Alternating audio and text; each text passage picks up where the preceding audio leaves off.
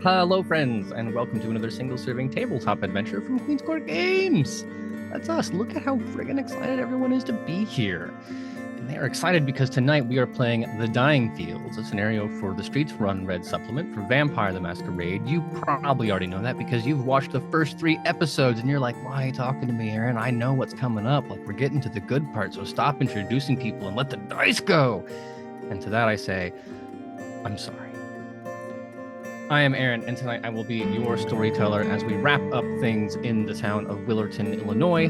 You can find a link to Streets Run Red if you've enjoyed it so far but are still on the fence. Type !game in chat, and that will take you to a link where you can buy it, or you can follow the show notes on podcast or YouTube.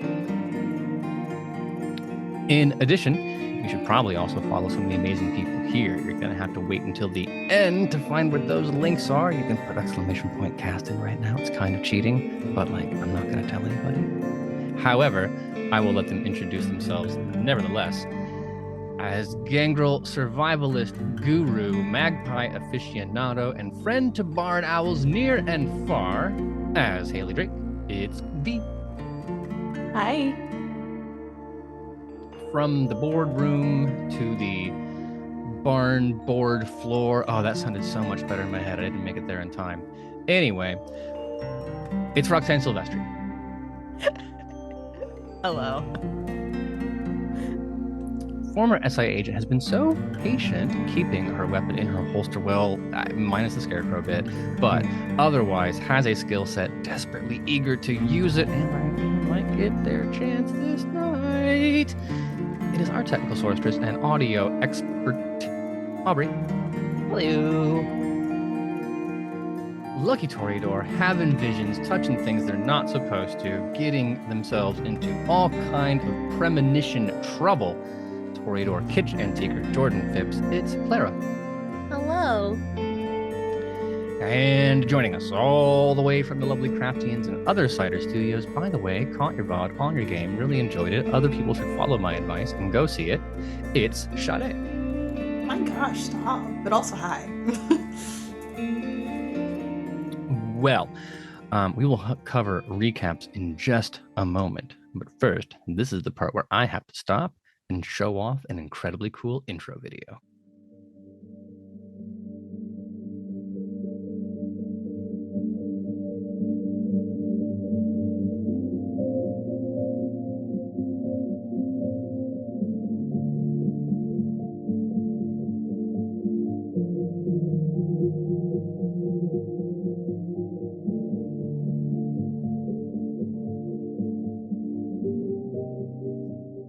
See, wasn't that worth it? I told you it would be. I mean, if I didn't, it was implied. Anyway, so to this point in the story, I have asked Jordan to do a recap. I have asked Hayley to do a recap. I don't remember who hasn't done a recap, though, because that's the important question that we're getting to. There've only been 2 recaps, Aaron, because there've only were 3 episodes. And That's you a don't really do good a point. recap the first episode because No, there's I nothing do to the recap. The first episode. I'm going to recap the world for you. Mm-hmm. Recap the whole world of darkness. Just the whole goddamn There's a thing. part of me Good that save. there's a part of me that wants to punish Hayley and make her do the recap again, but that's not fair, and I'm a bigger man than that. So let's get out a 1d3, and we'll see which of the remaining folk have to deal with this problem. The dice have chosen Aubrey. Aubrey, you are the folk. I am What the was folk, going on? apparently. Well, last time we started off with wrapping up our investigations at the library. We not too much from there. But on our way leaving the library, we said we were going to go to the graveyard. And on our way to the graveyard, we were waylaid just a little bit. Something about circle of life, scarecrows, juicy bleeding scarecrows, and Aaron just being a bit of a bastard. A bit. You flatter Just me. a little bit. And then eventually we were able to piece together what we needed to do to appease said Goblin Roads, and recreated the circle of life gave a scarecrow some blood, which won't have any repercussions later, I'm sure. And went from there to the graveyard, which we forgot we didn't even make it to the graveyard. And we were like, oh, we didn't even make it there. And then we eventually got to the graveyard. And there Roxanne had some fun with the Oblivion powers. And we did put together that everybody who has this one very specific symbol on their gravestone was a sacrifice. And there are a lot of them. And then we went into a chapel, I think it was. Yeah, chapel is, kind of. There were a bunch of really weird bowls filled with stuff on the altar. One of them had coins, which Hayley took one. And then leaving there, we met our good friends, the magpies again, all staring at us from graves. And we just walked back to our car slowly. And then when we got into our car, they left. They said, fuck it. We said, fuck it. We left and ended up at the saloon where we learned that Everett, I had to search for the name in my brain for a second, had come through and talked to the anarchs at the bar. They'd pretty much just given him the same thing they give everybody, like, don't feed on the help kind of thing. And sort of sent on their way. We did learn about a ghoul named Starchild, who was a ghoul of the bartender. I don't remember his name. Robert Warrington. Robert Warrington, yes. And said, they'd been acting weird, so they might be connected to this. There's also a gangrel out there somewhere that we should probably talk to at some point. Maybe they're connected. Who knows? And then from there, we made our way back to the hotel. We made our way back to the hotel and encountered why are names just escaping me tonight? Was it Zira. It was yeah, Bradley as well. Yeah, Bradley was first. Bradley getting rid of some luggage from the other people who were staying there, who had also just up and left town. Very suspicious. Touching that and summoning a barn owl friend, we learned that apparently a lot of people get taken out to the field, and then after that, everything tastes really good. Then we talked to Nazira and had a bunch of revelations and realized that we should probably go out in the field soon. I mean, should you go? Objectively, no. Must you go? A different answer. Yeah. We want to finish our mission and get the stuff we need. We need to go out in the fields and deal with this Judas tree. Mm-hmm. Anything that Katya missed lurking in any adjacent brains? No, that was like a really solid recap. Oh, it's because I re-listened to it to do all the music. I mean, we could talk about all the stuff that we talked about with Nazira, specifically what's in the fields. The Judas tree. Yeah, I think you're gonna get a much better sense of what's in the fields as the episode unfolds. So we can just let that serve as the information that people will be taking on. How's that sound? Love this. Nothing can go wrong in the fields, right? No. I mean, cornfield. What's the worst that could happen? Yeah. Well, in the precise moment we left, Jordan had just finished having a premonition in which she was transformed into a scarecrow tree.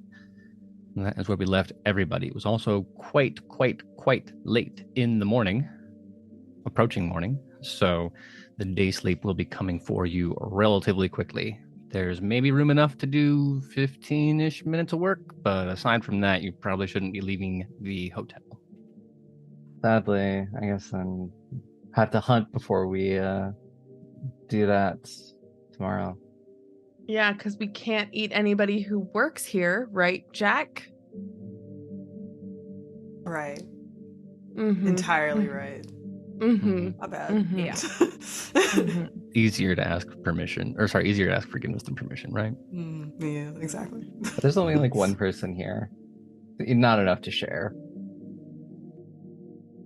Not for those of you who ascribe to a certain moral code, but all the same, yeah, it's not a lot of time to go out and try to find someone in Willerton who's up at the bright hour of 4 or 5 a.m. That said, then I don't recall if you'd made specific sleeping arrangements. We were Yeah, there all were only- in one room. Yeah, I think I believe that's the word right. kindred cuddle puddle was said. Yeah, because if we don't, there's a chance we'll get fucking kindred napped.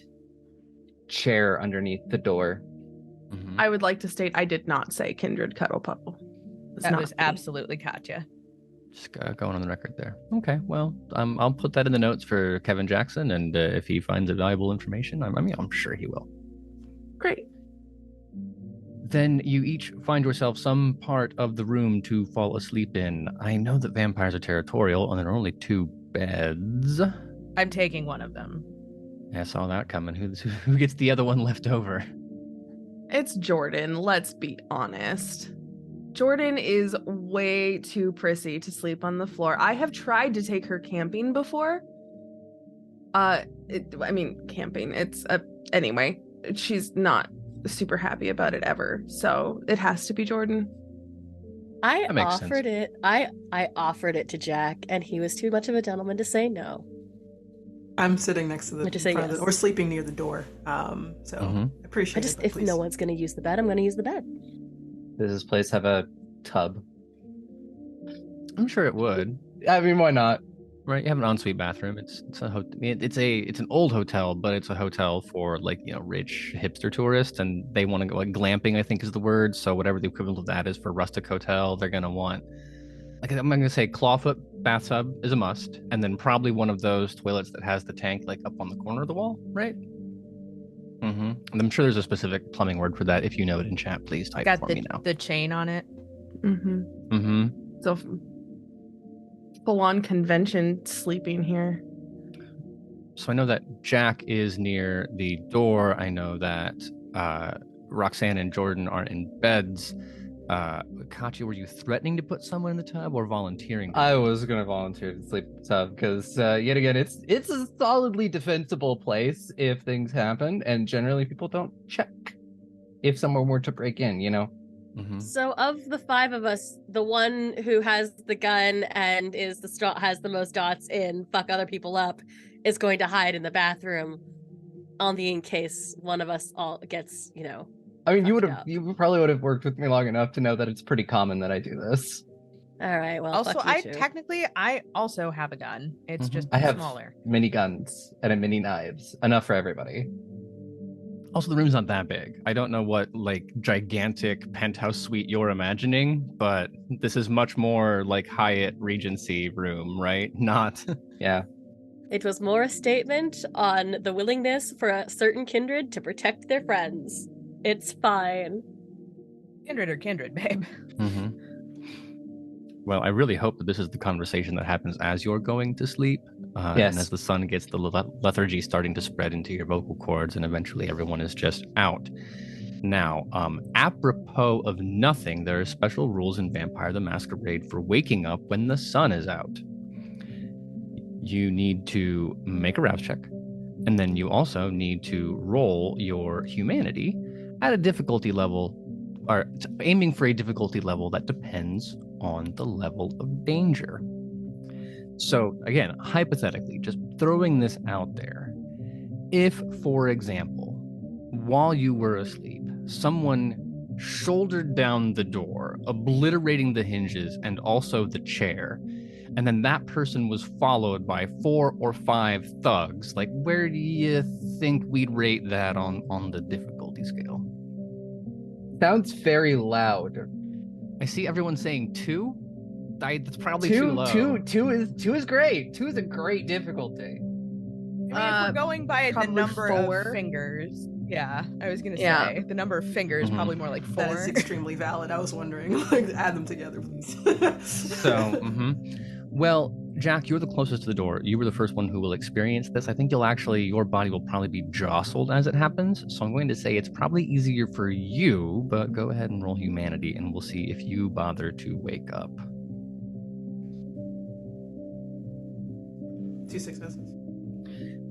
Okay, well, Jack's out, still a little sleepy. We can say that your body is jostled, yes, but it rolls a bit like a log. And then whoever these hypothetical people who you have not recognized exist yet step over Jack. I don't know which of you they're going to go after. I was struggled with this decision, so I'm going back to the dice.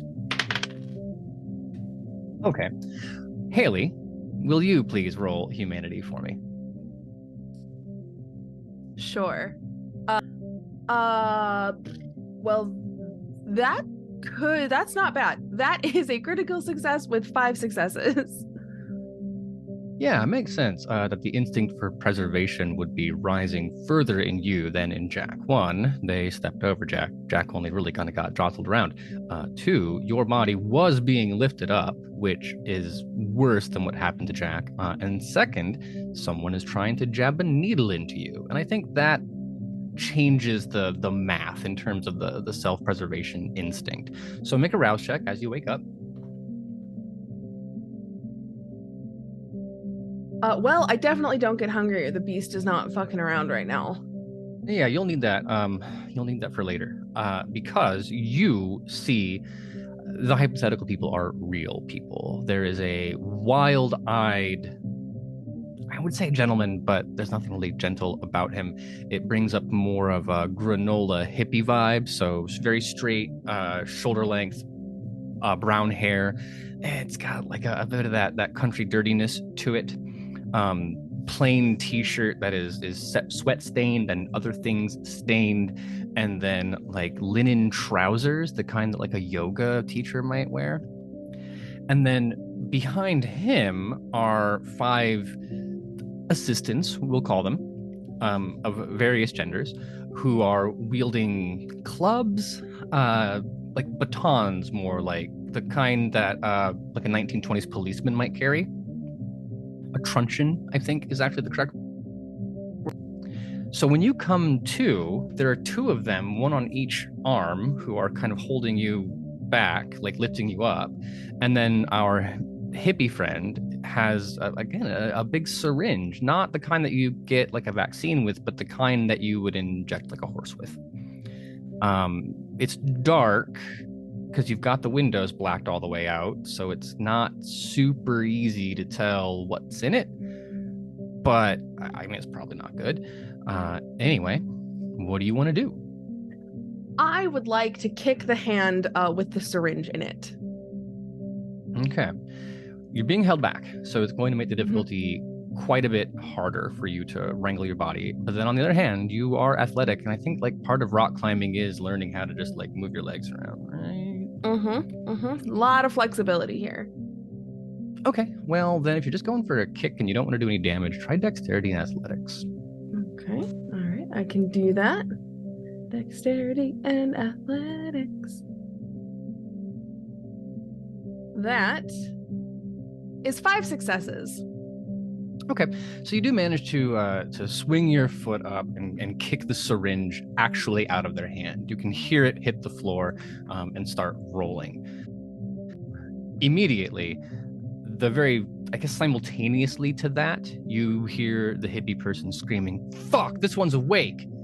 And then it gets, I guess, like better if you're against getting stabbed with a needle, but worst if you're against getting the shit beaten out of you by truncheons, right? Sure. So there are 2 of them, one on each arm. The others are proceeding towards the rest of the coterie, right? So there's 1 in front of you, 2 attached to you, and then 3 others that are proceeding through the room. The one who is one of the 3 is going to kind of come behind you and attempt to put a bag over your head. So I'll pull up the rolling sheet. They get 5 dice. Not happy about that. Well, you wouldn't have to worry about it too much. They get 3 successes. Now, this is the first round of quote combat was you kicking the thing. We're in the second one now. You can defend with dexterity and athletics, but each additional attacker is going to reduce your pool by 1. Okay. So, if I blood buff, it lasts for that whole round, right?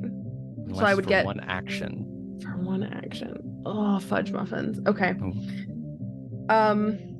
Well, I would like to not have a bag over my head because that I think is going to make it a lot harder to see what I'm fighting against. So, yeah, that's fine. That is 6 successes. Okay. Well, 6 will allow you to wrangle around again, not accomplishing any damage just because you are trying to avoid being bagged. That's fine. The other 2, in a way you might expect, I mean, just imagine for a moment you were trying to put a bag on someone's head and they were stopping you from doing that, and you had friends with clubs. What would you want your friends with clubs to do to assist you in this process? Probably beat the shit out of the person they're holding. There's nothing I could do to help. I'm just jostled. At the end None of us sense danger. At the end of this round, then we'll do the wake up for everyone around you. Yeah, well, that's a really good idea. I don't know if I was going to have that idea myself, but I like where your head's at. So 2 more. They all have a 5 pool when it comes to physical attacks. First one's going to manage 3 successes. The second one is going to manage only 2. But remember that every time you defend, you have to reduce your pool by 1. Okay. Let's go, baby. Okay. -1 there. Well, that is a critical success with 8 successes on the first one. And the second one,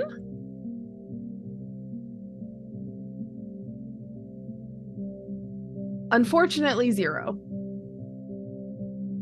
Okay, so the first attack you'll be able to deflect just fine. The second one will do 2 superficial plus 1 for the weapon, 3, and then it's halved because you're a vampire. I believe you round up still, though, which would be 2. So you'll take 2 superficial damage if that happens. Now, all of this noise is going to reduce the amount of difficulty for those of you to wake up. However, real quick... Okay.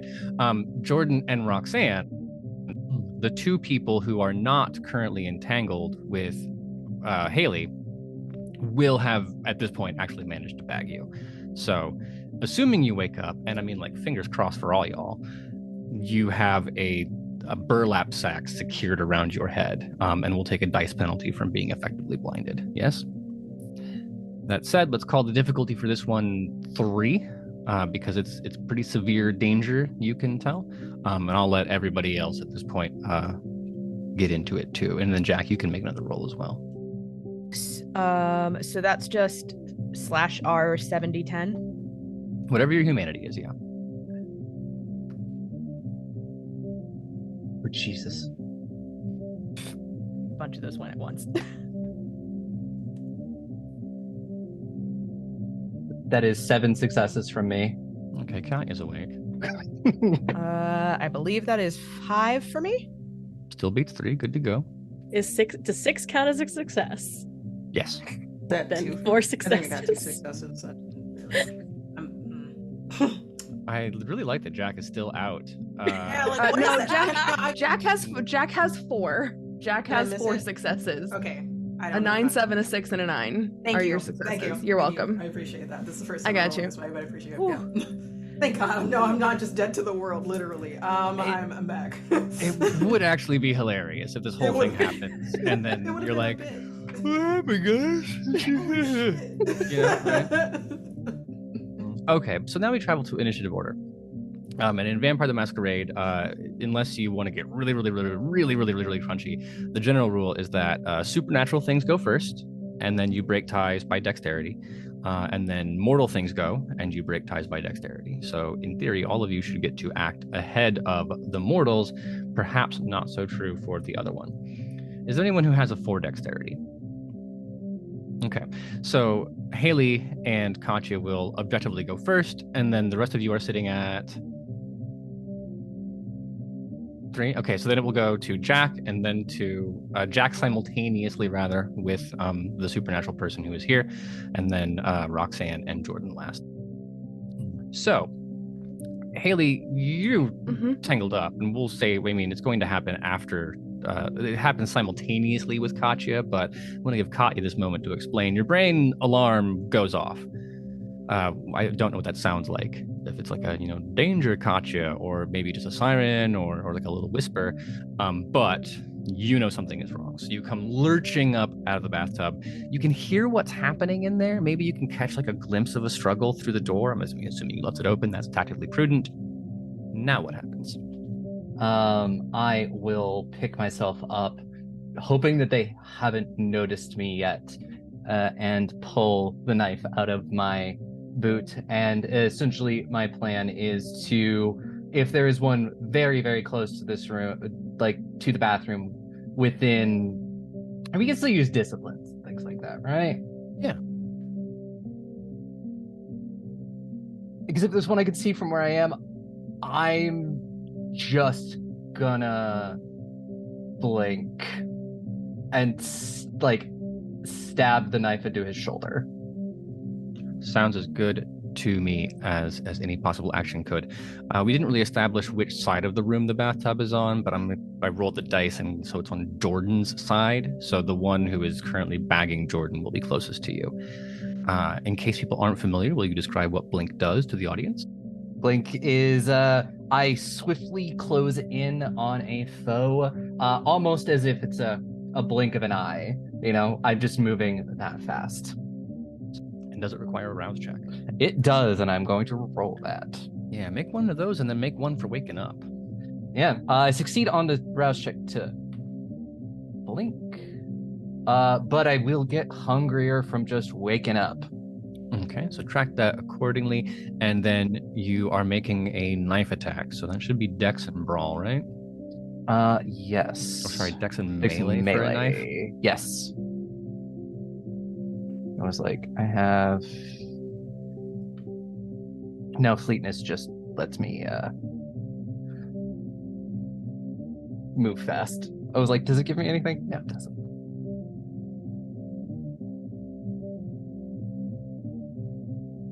That is 5 successes to bury that knife in his shoulder. Okay. The congregants, as we're calling them, actually do get a much better pool for fighting than they do other stuff. So 7 dice in that pool. 6. Oh, that's so upsetting. And I was like, oh god, is it worth even willpowering? Oh, Katya rolls a critical success for 5, and then the person she is fighting rolls a critical on 6. So you jump in to stab this person in the shoulder, and for whatever reason, be it some preternatural senses, they would probably say it's the blessed will of their god that lets them see you coming. Regardless, you end up in this fight situation with them, and the knife gets turned back on you as you come in, like knocking the hand away, glancing across you. So they win 1 on the margin, plus 2 actually for the knife, which would put you at 3 superficial damage. Again, half it, so you'll take 2. Hayley, successfully not bad. Congratulations on that, by the way.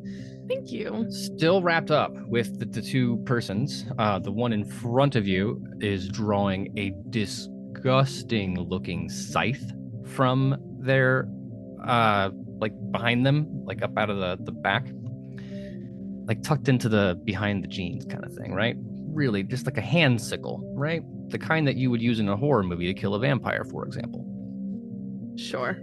You can hear what, based on the sound of the footsteps, can only be Katya, right? Nothing else in this room is moving that fast.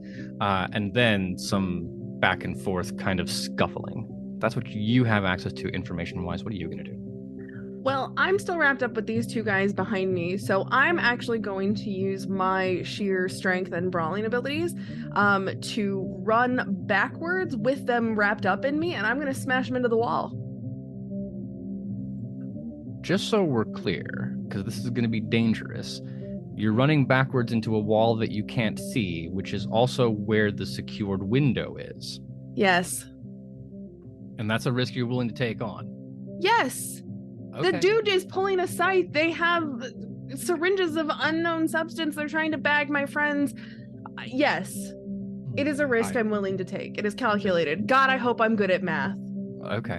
I just wanted to make sure, because in case things start going sideways, I didn't want you to be like, what do you mean the window broke? Just so we're clear. All right. Yep. There are 2 of them. They've each got a 7 dice pool. This is not a combat maneuver. I mean, so you kind of have willpower. Well, that kind of is. It's a grapple, right? But you can blood buff. You can activate other disciplines depending on how much hunger you want to hunger.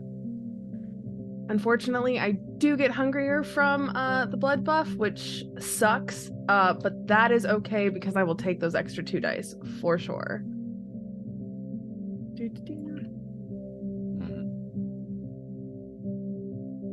6 successes with a critical. Okay. So then there are 2 of them, gentlemen. Let's see how it goes for them. My God. Wow. Just 10s everywhere today. Does the second one manage to help? Yeah, so the 7 successes together with them. So like there's good thundering around. It's a bit of you get to go a little bit, they get to go a little bit, stumbling, wrestling. If nothing else, you've managed to keep 2 of them tangled up.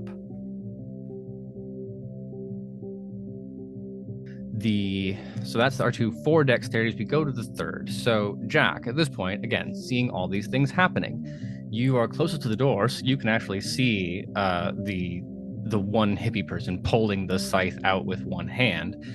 They don't go to swing with it, though. From what you can tell, they are looking for the syringe. What do you do? I'm gonna get up and headbutt him. Like immediately, so like reach up, grab him by the shoulders as he's looking for the syringe. Hey bud, and then headbutt. But of course I have to roll to see if that's successful. So yes. Do I rouse? Have I roused? If you haven't yet, yeah, you'll need to rouse to wakey wakey. Wakey wakey. No. Wakey wakey vampire I wake, steaky. but the beast. The beast is the thing. Happens to the best of us. Can I use prowess to add to like melee damage to do this? Absolutely. And unlike a blood buff, prowess lasts for the entire scene. So you'll get to add your potence rating to everything you do that is potency. Awesome.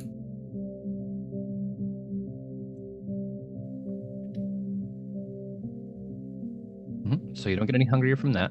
That's good. And then I'm going to do the thing, which is strength and brawl for a headbutt. Nice classic.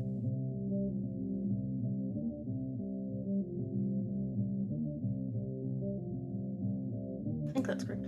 I can map. That's fine. 1, 2, 3, 4, 5, 6. 6 successes? So. 6 against 2. That's a hell of a headbutt. Oh yeah. That's an insanely good headbutt. You get 4 on the margin. Basic melee attacks not doing. No, I mean you had prowess. Which one am I thinking of? Because one of them adds to your attacks and damage. Is that prowess? Add a potency to strength. So I added 1 from the potency. Is that correct? Mm-hmm. So I added 1 already. To that. Yeah, but I think it also applies to damage. So you do 6. Oh. This is a crushingly hard headbutt, which I mean, I don't actually know how you describe a 6 superficial damage headbutt. That is crazy. But it's the stuff of legend, certainly something you're going to be able to talk about for a long time. You ring his bell like Quasimodo, suffice it to say.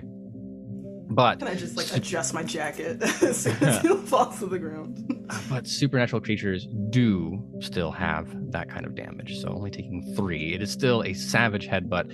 So you see them stumbling back, obviously surprised that you're there now, and turning to kind of face you, which will take that off of Hayley.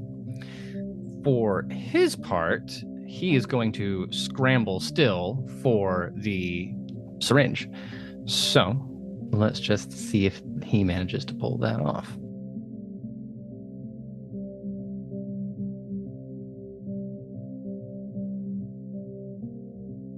3 successes is enough to do it. So sickle in one hand, and then also once the room kind of folds from 7 rooms into 1 room again, then finding the syringe on the floor, picking it up around the actual tube part, not really messing with the plunger, and has squared off against you, sickle in one hand, plunger in the other. Now at this point, Roxanne, Jordan, you wake up. Jordan, you have someone to help you in your situation, but I do need a rouse check from both of you. It is a rousing success.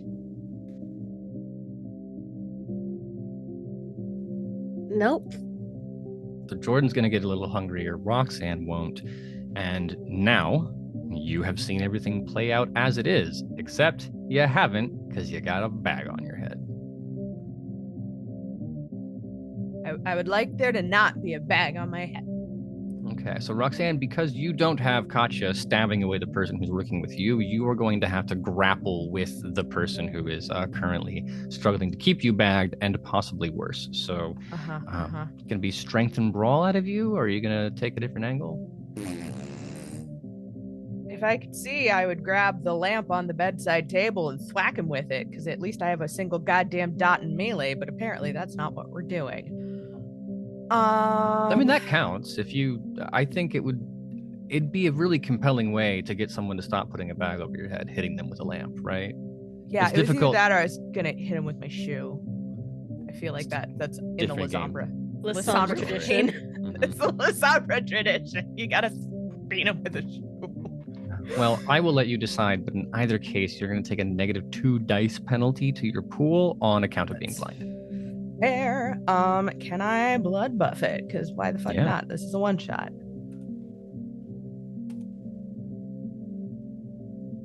Well, I'm hungrier. But yeah, I'm gonna grab the fucking it's one of those, I'm so sorry, Jordan. It's probably one of those cute little kitsy, like rotten metal with the little, like the stained glass on the lampshade. I'm gonna beat him with that. Yeah. Oh, that's a Tiffany lamp. Yeah. Okay, so is that gonna be strength and melee? Is a lamp a melee weapon? I believe so. I mean, the good news is that you rolled a 1 and so did he. So it's a very awkward, clumsy experience for both of you. Yeah. Maybe this is his first mission, out of the church, or he's just not used to this kind of thing. But all the same, it ends up being kind of a wash. You don't make it out of the bag. He doesn't make it any closer to capturing you, and none of you take any damage. You know what, that's fine. I'm a lover, not a fighter, so this isn't my wheelhouse either. Well, I don't think it's Jordan's wheelhouse either, but that's not going to stop me from asking what you want to do on this turn. God, if no one's on me, I'm going to take the bag off. I feel like that's a really good start for whatever happens next. I mean, yeah. Oh, excellent. Okay. I genuinely didn't know. You are not currently Roxanne, and they are actively trying to capture, but the person who was trying to capture you is currently busy getting stabbed, so you can pull it off just like a free action kind of thing. Excellent. Part 2, chaos. Love this for all of us. I assume I don't have a chance to observe who is in the worst danger, but in which case, who is the closest to me? Katya is closest to you. The gentleman who was bagging you is still probably close enough to the bed that you could reach out and touch them. Awesome. And then second to that would be Hayley, who is now in the center of the room between the 2 beds. And then furthest away would be Jack dealing with the hippie person. Okay, well, Clara knows that Scythe Guy is the main threat, but Jordan's a dummy. So, guy who's the closest, I assume, has eyeballs? Yeah, it's not written down, but I think that's the case, yeah. Cool. I'm going to remove him. I'm going to see if I can alleviate him of that burden. Okay, called shot to the eyeballs does reduce your dice pool. I have dexterity, I don't have melee. I'm working with what I can squeeze out of this. No, that's fine. I mean, if you just want to grapple in that way. But if you're saying specifically I want to gouge his eyes out, I think it's a -4 for something the size of an eyeball. In that case, let's just jump on his back, and if his eyes go, his eyes go. Mm-hmm. Mm-hmm. All Listen, right, so- I'm getting what I can get. And we already know that he has defended against Katya, so his pool will be smaller. You have that going for you. Excellent. What do you want me to roll for this? Oh God,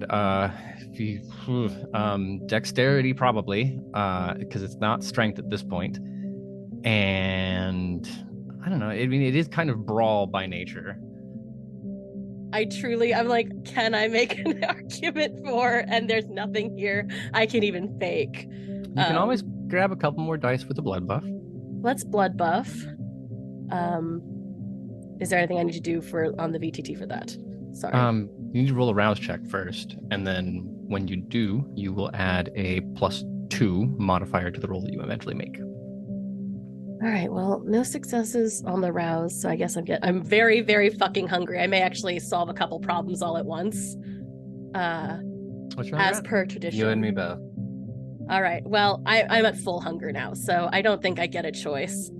And then you said it's brawl and dexterity. Mm-hmm. With a +2 modifier. Oh, come on, baby.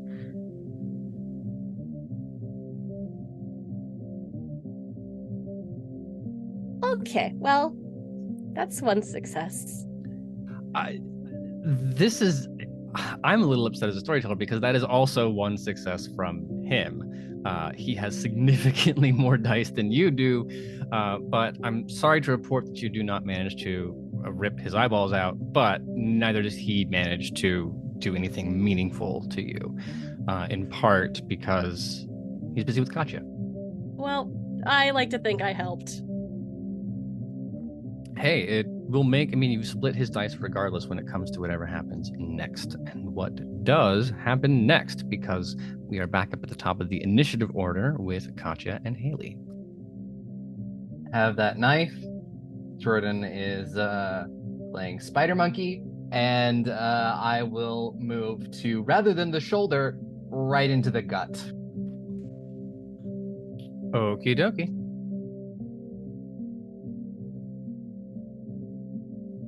And let's do another dexterity melee.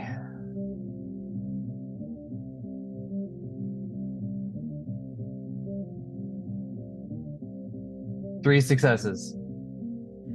3 successes for you against 3 successes for him. I think to make this actually work and not just have people jostling back and forth, I'm going to start awarding die to the attackers, not die, but successes in a sense. So if you are attacking and you tie, you will inflict damage. In this case, just the margin on the die, on the weapon, which should be 2.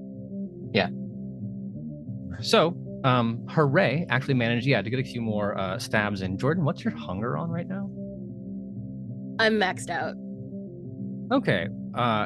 Also, everybody else's hunger, just for my edification. 3, 3, 3, 3. Is that 3 or a 4? That's a 3. Okay. So only Jordan has to make a hunger frenzy check right now, as Katya's knife dips underneath the hair shirt that this man is wearing, and then you smell it. 4 successes, although I feel like I could eat. You aren't pulled involuntarily into frenzy where I get to control your character. But if you want to ride the wave, then that's I that's feel like you. it'll take him out of combat if he's getting fed on anyway, so whenever that comes around, I think that's what we're doing. Yeah, you're at the bottom of the initiative order, unfortunately, based on your dex score. Hayley comes next. Hayley, what do you want to accomplish? I would like to turn to the one that is wrapped up with me closest, and I would like to try and bite him. Okay. Because why not? And with the hope of food sometime soon, I am gonna blood buff it because they have a lot of dice, and I would like more dice. A perfectly reasonable argument.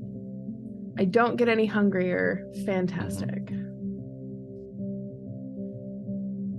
Well, it's strength and brawl to do a biting attack. Well, that's 5 successes from me. Excellent. So you finally managed to kind of wrestle off the one side. 5 against 2, so you get 3 on the margin, +2 for a bite, or is it +1? I don't remember. Let's say +2. It's more fun that way. We're getting gory in here. That's fine by me. And you bite. Based on where he's holding you, so it's about here, right? And he's got the arm bar up, so you can probably get like into the meat of the bicep or chomp down on a forearm, kind of up to you. I'm not sure which of those meats is more sinewy than the other. Actually, Hayley would know. If you're going for the underarm, it's tricep. So, those tend to be less. 3 of them? How many seps are there? 3. Oh, thank God. No, that's not true because quadricep is real. Yeah, but that's in your legs. Oh, I guess there is no Those are your unicep. quads. So. Well, all the same, you managed to get a bite off. Are you engaging a feed at this point? Yes, I am. Okay. What's your brawl? Or sorry, what's your stamina actually is the weird one here.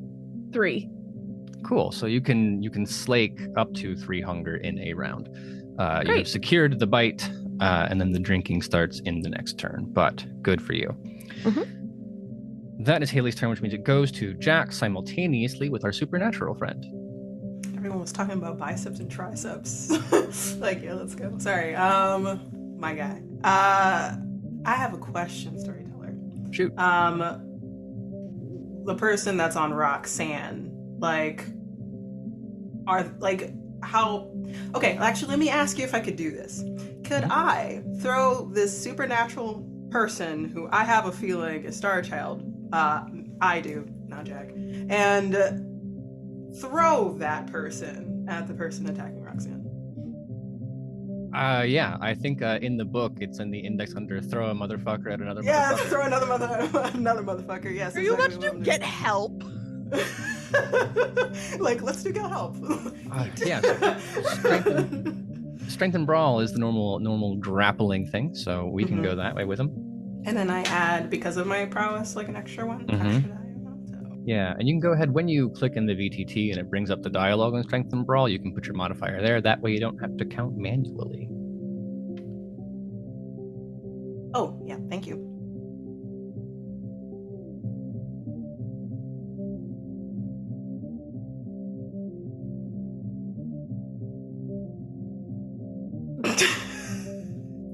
Six successes. Yeah, 6 against 4. That is doing it. So it's kind of like a good news, bad news situation. It's all good news for you. It's less good news for Roxanne. Because Roxanne, who is blind, has no idea that this person is flying in their direction. So you're struggling with the person, and you got hands around, trying to hold it down, and you're swinging this lamp around, just trying. And then all of a sudden, another third thing lumps down onto you. There is no damage for bodies being flung, I don't think. I was aiming more for throwing them off of Roxanne, but if it's gonna pile onto Roxanne, I'm so sorry. You're trying to get them off of you? Yes, high-speed human, high-speed supernatural entity. Yeah, go. Okay, I'll run with that. I'm imagining that the person holding Roxanne, they're leaning over, which is how I ended up with the falling. But we can go with that too. And you beat him by 2, so that's fine. So then Roxanne, you have these hands kind of around your neck, holding you down, and then you hear it's kind of just like an elephant thundering, and then this body hitting body, and everyone knows that punch in the gut sound, and then all of a sudden there are no more hands, and you're still blind, but there are no more hands, which is good. Problem is, and we established this before, that what is on the other side of the room from Hayley and Jack? It was me. I'm the problem. It wasn't Hayley. It was me. I'm going to. I think in the audience somebody knew it was going to be one of you. Yeah. It were roulette. Also, and you could go ahead. No, I'm picturing all Roxanne hears is just.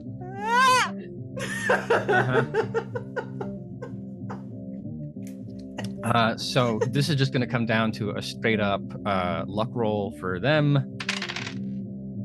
Oh boy, yeah. I rolled a 99, which is not great.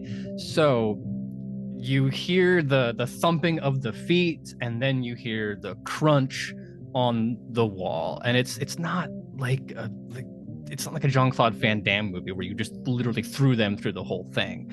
So the room does not immediately burst into sunlight, obviously, but it does crack the center of it, and now there is a single shaft, a spear about this wide of sunlight straight down the center of the room, pointing at the door. Now, Roxanne, not so bad that you have the bag on your head, because you are not going to roll Terror Frenzy like your other 4 friends. That's just we hit the frenzy button. Mm-hmm.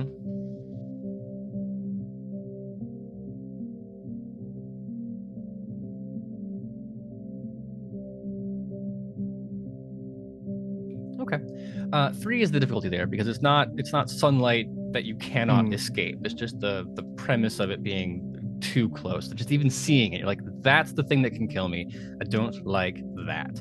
So, excuse me.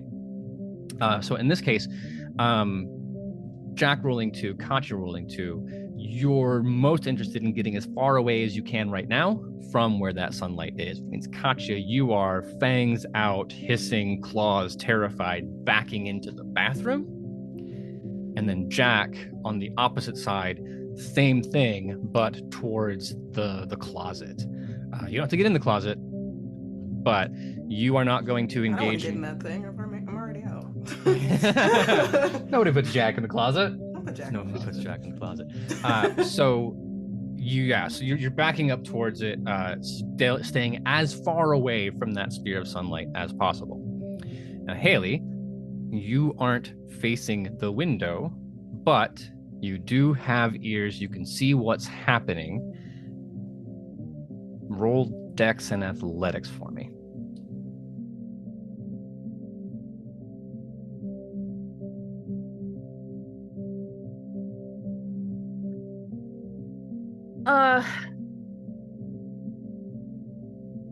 That's not great, is it?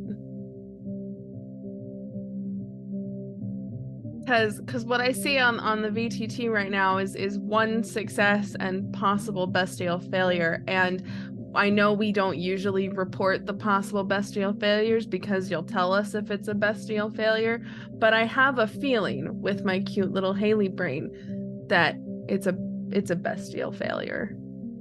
Yeah, but I mean, in a way, this is better, right? Because in that moment when you feel the rays of God who hates you stretching down from the sky to touch your back and your neck and your shoulders, and it's that instant searing, hot, black, ashy smell that's coming off of you, would you rather have the beast be like, step aside, I got this? Or would you rather have a normal failure? I mean, the beast knows. The beast knows best in this situation, right? Like, that's the only a few things that it's good at, so you kind of have to give it its due. Yeah. So if you don't mind, I'll be borrowing Hayley for a while as we continue through the remainder of this scene. Everybody else passed their checks. That is excellent. You have thrown the person at this point. The artist, possibly known as Starchild, has seen where the room is going and is going to book it for the door. I will have them make the dexterity check to see if they make it far enough, and we'll go from there.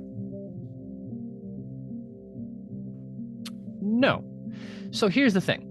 Very easy to run out of a room under normal circumstances. A lot more difficult to run out of a room with Hayley flailing with 2 people on her arms.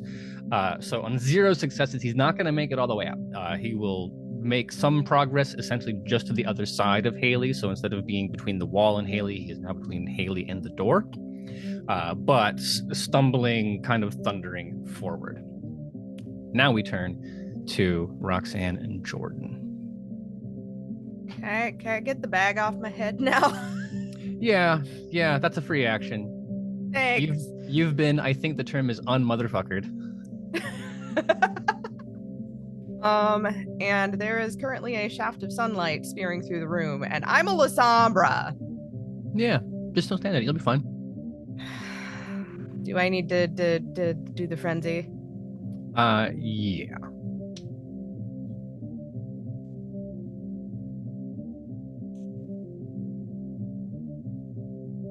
Okay, that's 3. That's fine. Yeah, That's just 3. just don't do anything stupid. You'll be okay. Oh, You are shit. calm and cool and in control. There's the brief like oh shit moment. Who is closest to me as far as combatants?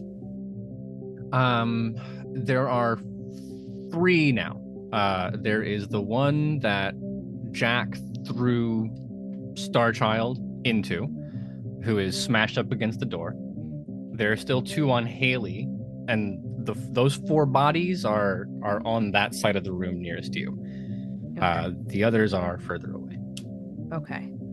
I'm gonna go for the closest one that is not currently in melee with Hayley, because I'm not gonna be able to help that at all. And this is the asshole that just got chucked. Mm-hmm. Okay. Well, Starchild. I mean, the other way it would be chucked.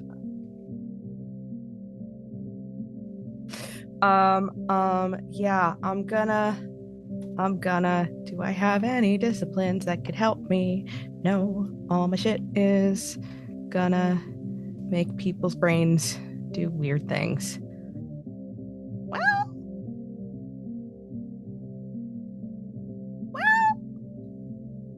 You have an idea. I can see it in your face. I have an idea, but I don't know if it's gonna work based on what we know about the people in the town, because I have mesmerize. Mhm. And I could mesmerize this bastard and be like, hey fucker, protect us. Mm-hmm. So that's my thought. Getting dominate up to the point where someone will put themselves in harm is not something that you can do, but you could mesmerize someone to stop, right? Yeah, okay. So, Can I mesmerize them into stopping and then chomp? you have to pick one. One person. Yeah, I'll do the asshole that got thrown. Mhm. So gonna roll off the bed, hop over, avoid the piercing light of God, and like grab face, hand, mesmerize. Okay. Mesmerize does need a rouse check. It does. And then you'll have to roll for that discipline. He will defend with his mental pool. Oh, well, I'm hungrier and I'm at 4, so that's gonna be fun. Discipline. What are you? Someone's gonna have to give me the roll for this because I don't Lasombra. Manipulation. And discipline. It should be automatic on your sheet. Maybe. You should be able to click the little die next to mesmerize. It should take care of it for you. Ahaha, yep. Ooh. No, that's a bestial failure against his 2. Yep, that's a bestial failure. Okay. But that's fine, because what a better moment than to talk about the Lasombra compulsion to dominate, right? So, Fair. if you can't accomplish it with your vampiric powers, what's the next best way? Grab and bite. Yeah. I mean, intimidate, right? Snarling, hissing. Yeah, When the you- usual, the standard, like, you've just pissed off a vampire and she's gonna make you regret it kind of a thing. Mm-hmm. And so, yeah. Like, how fucking dare this mortal, this just rural America trash peasant defy you? And that's the mood that comes out to follow. So we'll get to that in a second. But Jordan. Okay, so lay of the land is all of my combatant friends are hiding in closets. And Starchild is... In fairness, Hayley isn't hiding, but is a little bit on fire. Okay, cool. Hayley's a little on fire. The other two people who are better at punching things are hiding in the closets. I have retained my sanity, but I'm very hungry. And Roxanne is currently in the middle of eating somebody. It's attempted eating. Attempted eating. Cool. I'm panicking. The only thing I can think to do right now is feed, because I am at max hunger. I don't think I get many other choices. And it may kill two birds with one stone, but I also have like a negative roll to strength. Well, yeah, you could probably get some help. I mean, I'm not going to hold you too tightly to the initiative order. Katya, if you wanted to assist in the process, I'm sure you've seen Jordan when she's hangry, so... Yeah, I have, and she's probably got the best chance to do it right now, so... Yeah. So we'll put 2 and 2 together. I'll let them defend once. It's kind of like the reverse Hayley, where 2 against 1, right? And if you can beat their roll, then yeah, we can say it becomes feeding time. Excellent. That will neutralize at least one person. Point of fact, there's enough human to go around if you're willing to share. So I'm not willing to share till I'm flaked. So figure that out later, Katya.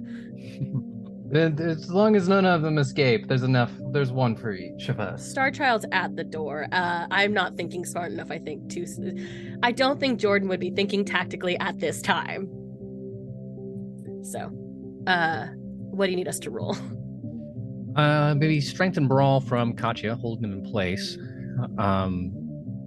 Strength and brawl from you, also Jordan, unfortunately. Well, you know.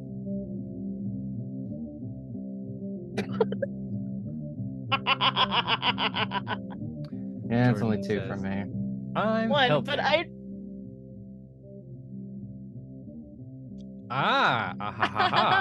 But adding the 2 of those numbers together is 3, which is also the number that the congregant got, and we've already decided that ties are going to the attacker. So, describe for me, the 2 of you together, kind of how this happens. We know that it starts with Jordan riding that wave. You can do full-on vampire, right? There's no attempt to blush. There's no attempt. The fangs are out, claws are coming, the hissing, scratching. And Katya, you perform some kind of maneuver that pushes this person closer to being et. I make sure that Jordan probably not taller than this person. So I essentially kick out their knee so that they have to force to kneel, so that they're on a level that it's a lot easier for Jordan to feed. Oh hell yeah! Thank you for that. Yeah. Not pretty, not pleasant. I'm sure somewhere someone's into that kind of thing, but they're not going to be into it for very long.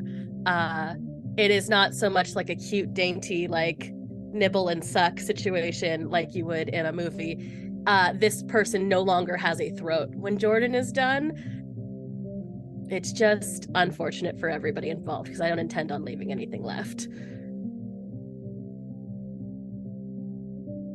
That's fair. And there's really nothing more sophisticated than that, right? And you can just drink. The next question to answer would be, do you stop? All right.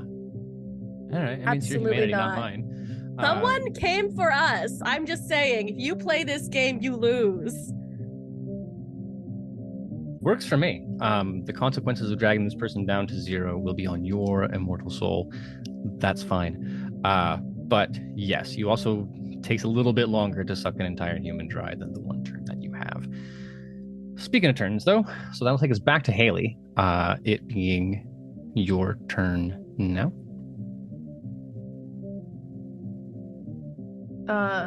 Yes, I thought you were controlling Hayley for a while. Yeah, I was just looking for, how you feeling? Oh, I mean, not great. Right? Being on, feeling the sun on your skin. People talk about, oh, I miss the feeling of the sun on my skin. I don't. I remember now what it feels like when there's sun on your skin. It's not great. I think it's overrated for most humans too. Yeah. And honestly, Yeah. just kind of looking at this, Hayley does not seem like the out in the sun type, just visually from what I'm picking up from your camera. Okay. Thanks. Yeah. So I'm gonna open up your character sheet for a second because I don't remember. Do you have any really cool physical disciplines? No. Really? That's disappointing because I want. I know. I know. Nope. I have weight of the feather and I have unswayable mind. That's it. That's all I got. Oh, weight of the feather would have come in handy. All right. No, we can do this. That's fine. In that case, we will start with a blood buff because nothing is going to get in the way of you and your beast from making a mess of this thing. And you're going to want all the pieces you get. Congratulations. That's a success. You're not getting any hungrier.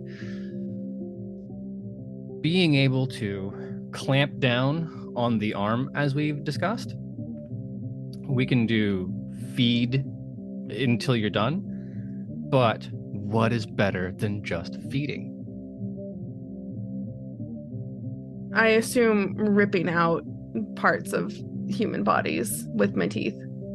Oh, that's gross. I wasn't gonna make you do that. No, I was saying what if you could feed and still fuck up this other guy at the same time, right? Oh, I mean, sure. They say women are better at multitasking. Yeah, I have ADHD, so I don't know about that. Oh, so Hayley's hyper fixating on the feeding. Well, the good news is with your current stamina, with the blood buff, that can raise one of your attributes to 4. How much blood's in a human, Hayley? Not like the actual number of liters, but mechanically. Oh God, I don't know. I don't enough to take me down. Oh, okay, great. Enough to take me from full to slaked completely. I know that. So I guess 5 makes sense. Sure. Yeah, and you got 4 stamina. So this is what's happening. I'm taking that away from you because you're currently frenzying, but I do want you to describe as Hayley, what does it look like when you vacuum out this human from most of their blood to almost none of their blood? Have you ever had a Capri Sun? Yeah, so you know how like you put the straw in and like, I mean, yeah, like you can sip it, you can enjoy it, whatever. First off, you always do it from the bottom. Just, I'm getting that off the table right now. If you're not poking your Capri Suns through the bottom, you're doing it wrong. And I will fight you about this, Jordan. Anyway, so as you start drinking, you can sip it, you can enjoy it, but you could also just squeeze and go. And that's kind of what this looks like, as all of the blood just kind of from every single limb, everything just kind of shrivels up, not to the degree of the Capri Sun, but like you kind of like the skin gets a little tighter, right? And then like certain parts like start to kind of feel a little like hollow because now there isn't stuff filling it out, and like the cheeks look a little sunken and the legs look a little too sinewy. I don't know if this guy was a runner, but I mean, he kind of looks like it now. You sure as shit not running anymore? No, definitely not. Tells me this guy's running career is over. Yeah, definitely. Well, yes. So this has gone pear-shaped for some of our friends. With Hayley and Katya going, Jack, you are the last hope of stopping Starchild from escaping, allegedly Starchild. Well, I'm in a closet. Where is this closet? I would like to get out of the closet because I don't belong here. would never force you into a closet. I'm not that kind of straight white man. I feel so fucking bad for making that joke. Like, not bad enough to not make it, but bad also having made it. Yes, you'd be putting yourself. You would be putting yourself at personal risk. I will let you be totally fine with just hanging back, starting to escape. If you wanted to spend willpower to actually break the fear, throw yourself into danger for the mission, that is a choice you can make. That's what I'm doing. Okay. 2? Oh, I don't think 2 is gonna do it. But I mean, if you want it bad enough, you can take an aggravated point of willpower damage. Sure, I'll do that. Much harder to get back, but that's the kind of like just digging deep bit, right? Do I like roll again? Like roll? Like, no, you'll just like... yeah, just take it as aggravated on your willpower tracker, and then describe to me how you are going to try to stop Starchild from making it out the room. Where's the closet? Like, how is like the closet? Is it the closet facing the door, or like? Let's say it's adjacent, right? So the basic rectangle shaped room, and then the far, like if you're standing in the doorway, far back left corner, that is Katya's bathtub room, and then the door is actually probably offset, so it's like 1/4 of the way across the door, and then the closet takes up the rest of that. Okay. And then this spear of light is the door is on the one side and you are on the other, and it's just crushing straight through. So I have to pass through the light to get this guy. Yeah, it's gonna hurt. That's what I'm asking. Is it worth it? And you know what? Between you and me, you don't explain shit to these people. You can be like, "You're vampires. You get it." I was fucking terrified. So if you don't want to, totally fine. You don't have to be the big damn hero unless you want to. He wants to be the big damn hero. Like, look at him. So I'm going to take a deep breath and charge through it. I'm going to charge Starchild before he gets through the door into the next wall, essentially. Try to crush him into it. Fair enough. So I will roll Starchild's defense, and either way, you're going to take 1 aggravated damage from passing through the sunlight. That's just on it. All right. So strength and brawl.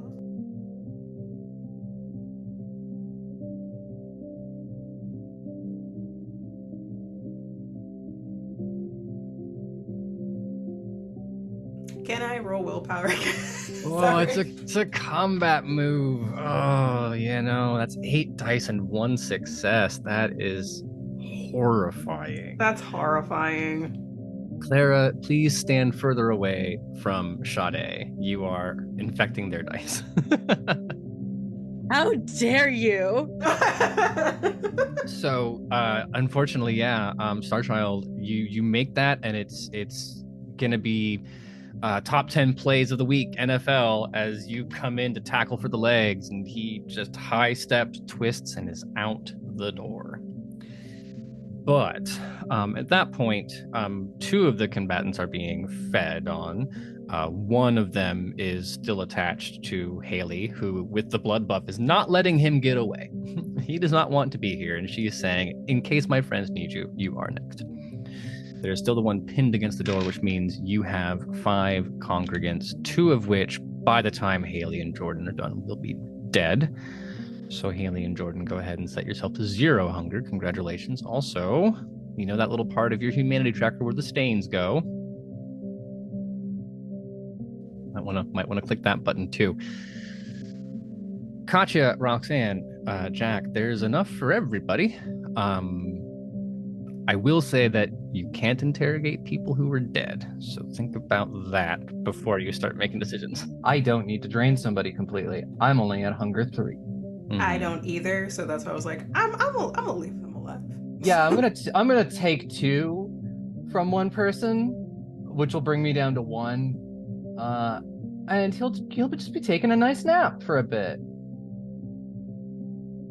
I'm only gonna take 1 and leave it at 2.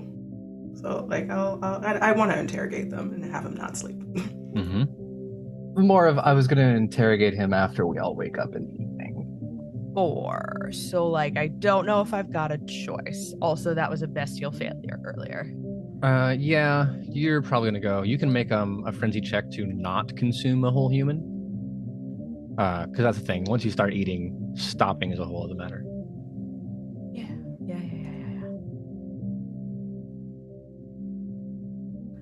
Oh my god, no, you're fine. Yeah, that's a critical. That's 7. Down to 1 is perfectly reasonable, totally safe. And if you have any attachment to humanity whatsoever, you would not callously just drain someone. He's an asshole, but he's still a human. I don't know if Roxanne does is the Okay. thing. Because La Sombra and former Sabat. I'll leave that in your hands. And why don't we put some suspense in it and you can tell me when we're done. Okay. To the mechanical point, when you make a check to stay awake, it lasts for one scene. And combat is kind of the end of the scene. So you have two options. You can continue to spend willpower to stay awake. And because it's during the day, it's not going to come back for whatever happens after this. Or you can attempt to devise some means to secure these hostages through the night and hope that they don't make it out. Do we have duct tape? Oh, we do have duct tape. We have duct tape. I probably have zip ties in my my bag, and duct tape, zip ties, gags. It's a good time. Yeah. Just put him in the bathroom, fix the window, or tarp up the window. What about that door? Because it's busted through. Well, We have other We rooms. have two other rooms, there are guys. two other rooms. The You're right. I rooms. forgot we had rented other So rooms. couldn't we just shouldn't we just move to another room? Yeah, that's what we're gonna do. We're gonna move to a Okay. different room. As we're headed and to Katya? I was just saying we're moving to another room. As we're headed to the other room, I hang the do not disturb on our door. Move to the next one. I don't want someone coming in and noticing we Jackson Pollocked the place. I mean, they might. You made a lot of noise up here, but Yeah. Yeah. Covered in blood, shuffling to the next room with bodies. well, you duct tape some mouths shut. You patch up the door that's there. It would be criminally inconvenient if there were like sunlight pouring through down the hallway, and I'm sure that's not a road that we want to go down. So we can narratively clean this mess up. And not like Storyteller nickel and dime you and to be here for years trying to figure out how you make it down that hall. But next piece would be I will probably. What's your larceny at, Katya? I'm assuming you have the most. I don't actually have larceny. Does anybody have larceny? Okay, so it's gonna fall to Hayley with survival because you have a bunch of survival, right? Yeah, so you know how to tie snares, and like what is a human snare but like a squirrel snare but bigger, right? Oh, I literally have a specialty for traps and snares. So, yeah. There you go. So between Katya's basic zip ties, the duct tape and stuff, you can create an environment that is secure enough that unless someone comes to rescue these people, and to be honest, it did not seem that that was going to be the case, they will be sturdy.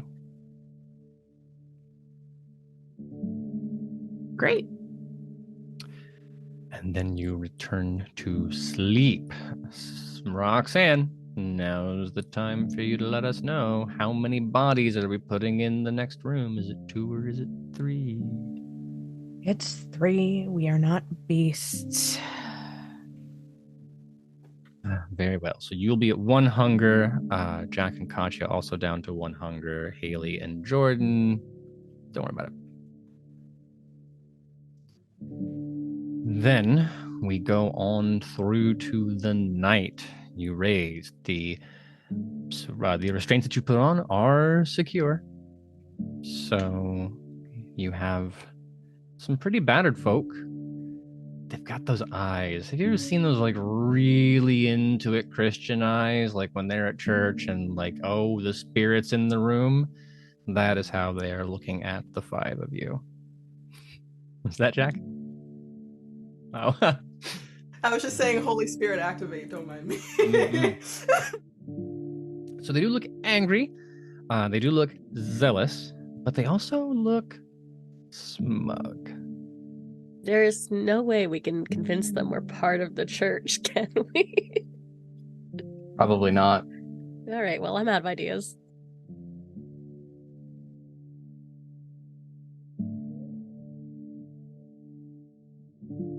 It's either that or we start breaking fingers.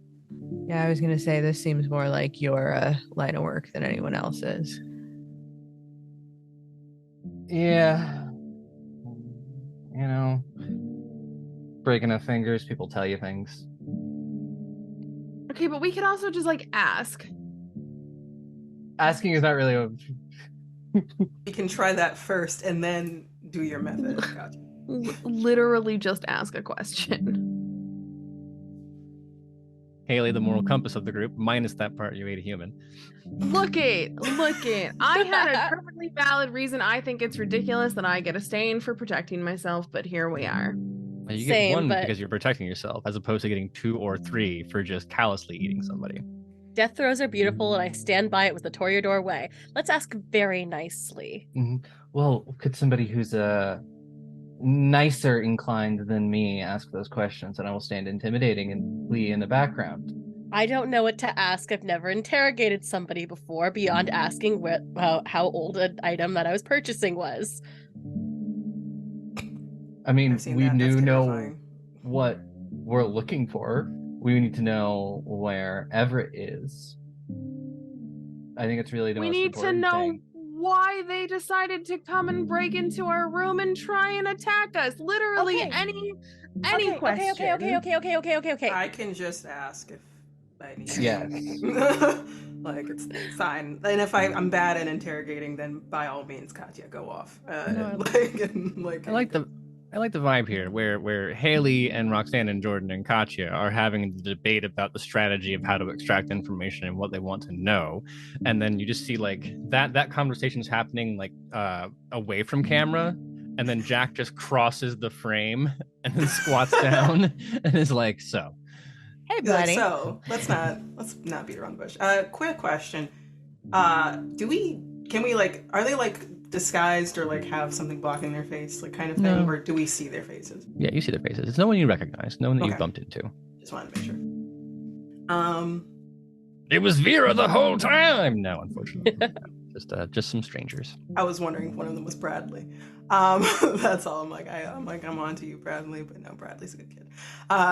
So I like crouch down and like look at both of them. It's like, so, yeah, want to explain why you just tried to black bag us?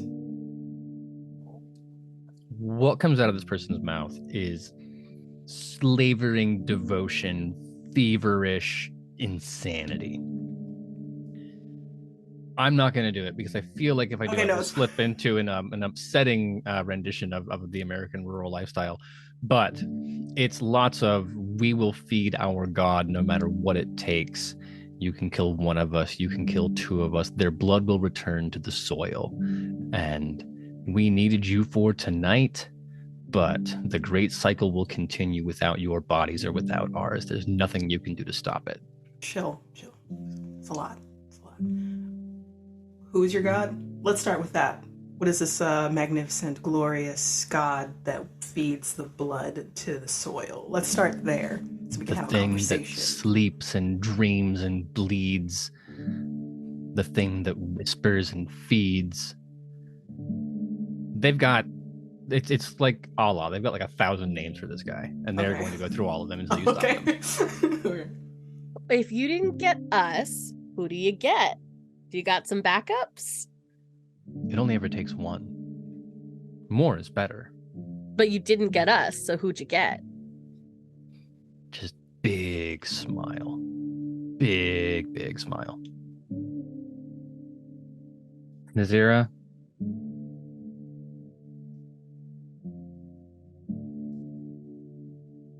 Nazira, like I say, looking at them. oh, Yeah. they'll be on the point. They're not going to ask. Like, they're not going to answer nicely at this point. Someone kick him. Can I like just backhand one of them, like suddenly, like just out of nowhere? Yeah, but Hell yeah, go Jack. ahead, manipulation. Sorry, would be manipulation and intimidate. I think is or strength and intimidate would also work. If you're just gonna brawn up on them and look menacing. I don't have intimidate because I have golden retriever energy that's like muted down, so I don't think that's. Baby. Let me handle this. Right. So Jack is down there trying to be very polite. Like, I mean, just tell me what's going like on. I mean, and getting they're like, ready to like backhand, but like I don't think I can do it. and then Roxanne just puts a hand on Jack's shoulder and is like, "It's okay, sweetie." It's okay, sweetie. Yeah, I'm gonna kick this guy over and put my $5,000 shoe on his throat. Some people pay good money for that on the internet, but go ahead and roll manipulation and intimidate. I see Jordan coming late to that joke, but I know that Hayley was there from the beginning. I saw it both the faces. No, it's been 0 days since the La Sombra foot fetish joke.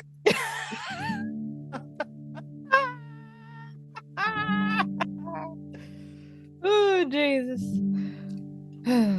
This episode of Dying Fields brought to you by Quentin Tarantino. 4 successes?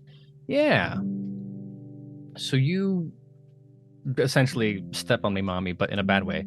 And like the heel is very close to the carotid. If I step down much harder, you're gonna bleed out on this floor.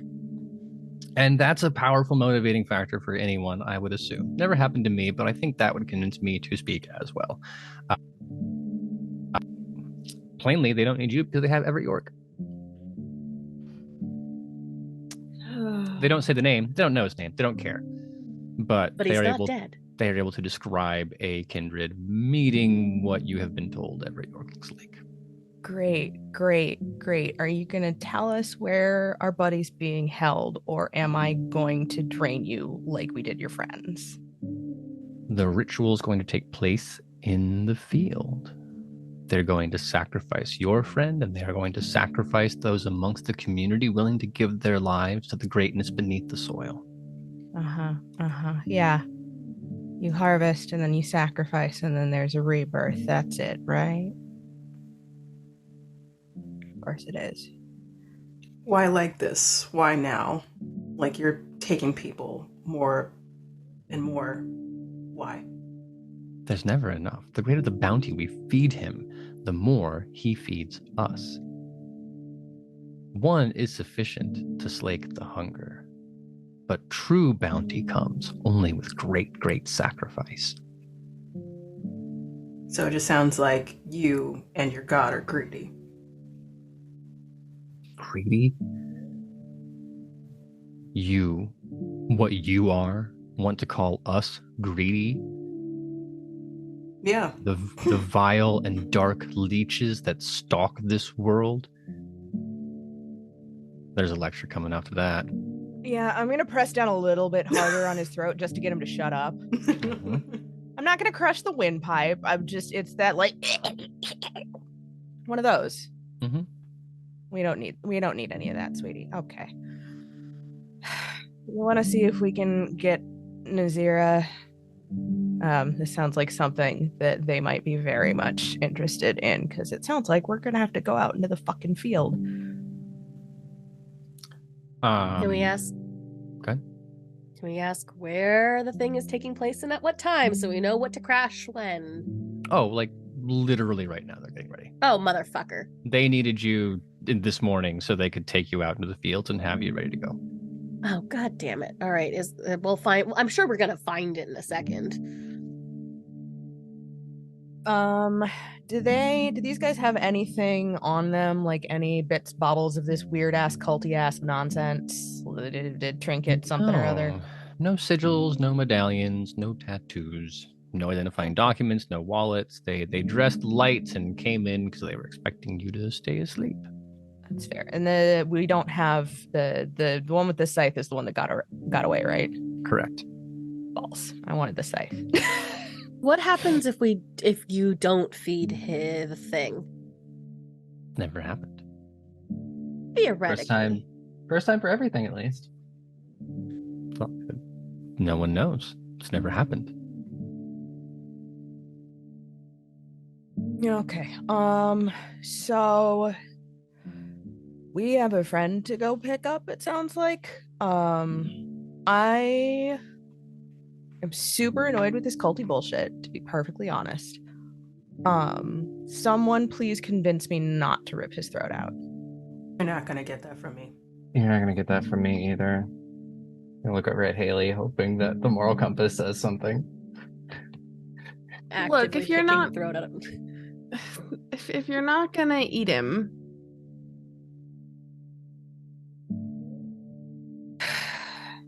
You Just- are. Just gonna throw this out here. Do any of you know how to get to the ritual site? was gonna ask, and then everyone said we already knew.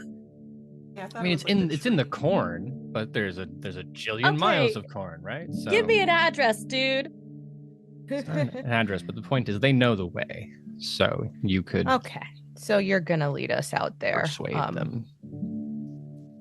By persuade, can I, do the thing that I've been doing, which is continue to step down? Yeah, absolutely. Yeah, it's just like, all right, listen, we really want to pick up our friend and like get the fuck out of here. So you can lead us out to where we need to go. Because, I mean, you were going to take us out there anyway. You might as well just get it over with. We'll just be a little more active than we would have been otherwise. Say it's a little suspicious how quickly he agrees, but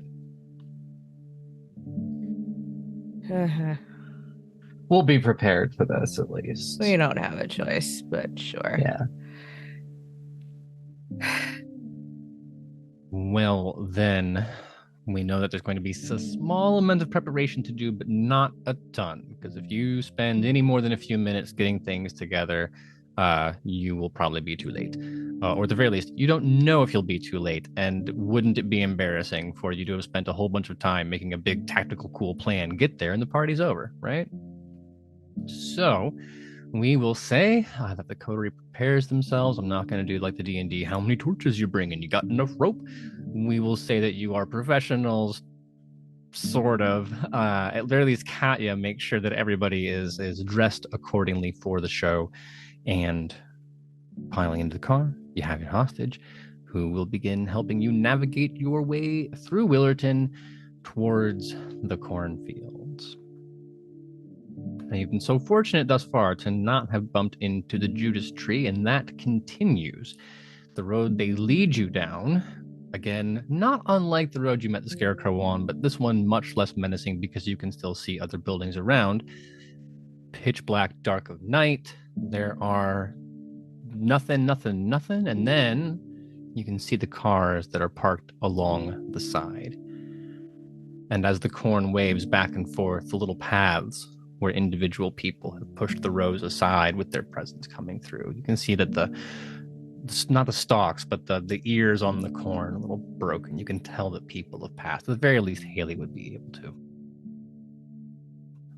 Whatever you do with the gentlemen who've drawn you here is a bit irrelevant at that point, because you know whatever your destiny is, it is that way through the fields. And to find out what happens there, we will have to come back from our break. Only 10 minutes. Don't worry about it. I'm sure everything's going to be fine. See you in a bit. Well, we made it back all in one piece. I don't know that the same can be said for our coterie. They are freshly fed, freshly bled, and they have all the information that they need to perhaps solve this problem. It will come down to decisions and the dice to see if they can put an end to this mess in Willerton once and for all. When I said we left the break, that the coterie had their, let's say, victims, their temporary unwilling associates, had driven them down to a part adjacent to cornfield. Several other vehicles, judging by the number of pickup trucks and cars that are here, it's got to be like half the town that has showed up for whatever is going on in that cornfield. Once you turn your lights off, assuming you turn your lights off, you are going to be able to see in the distance the little glow somewhere in the middle of the cornfield.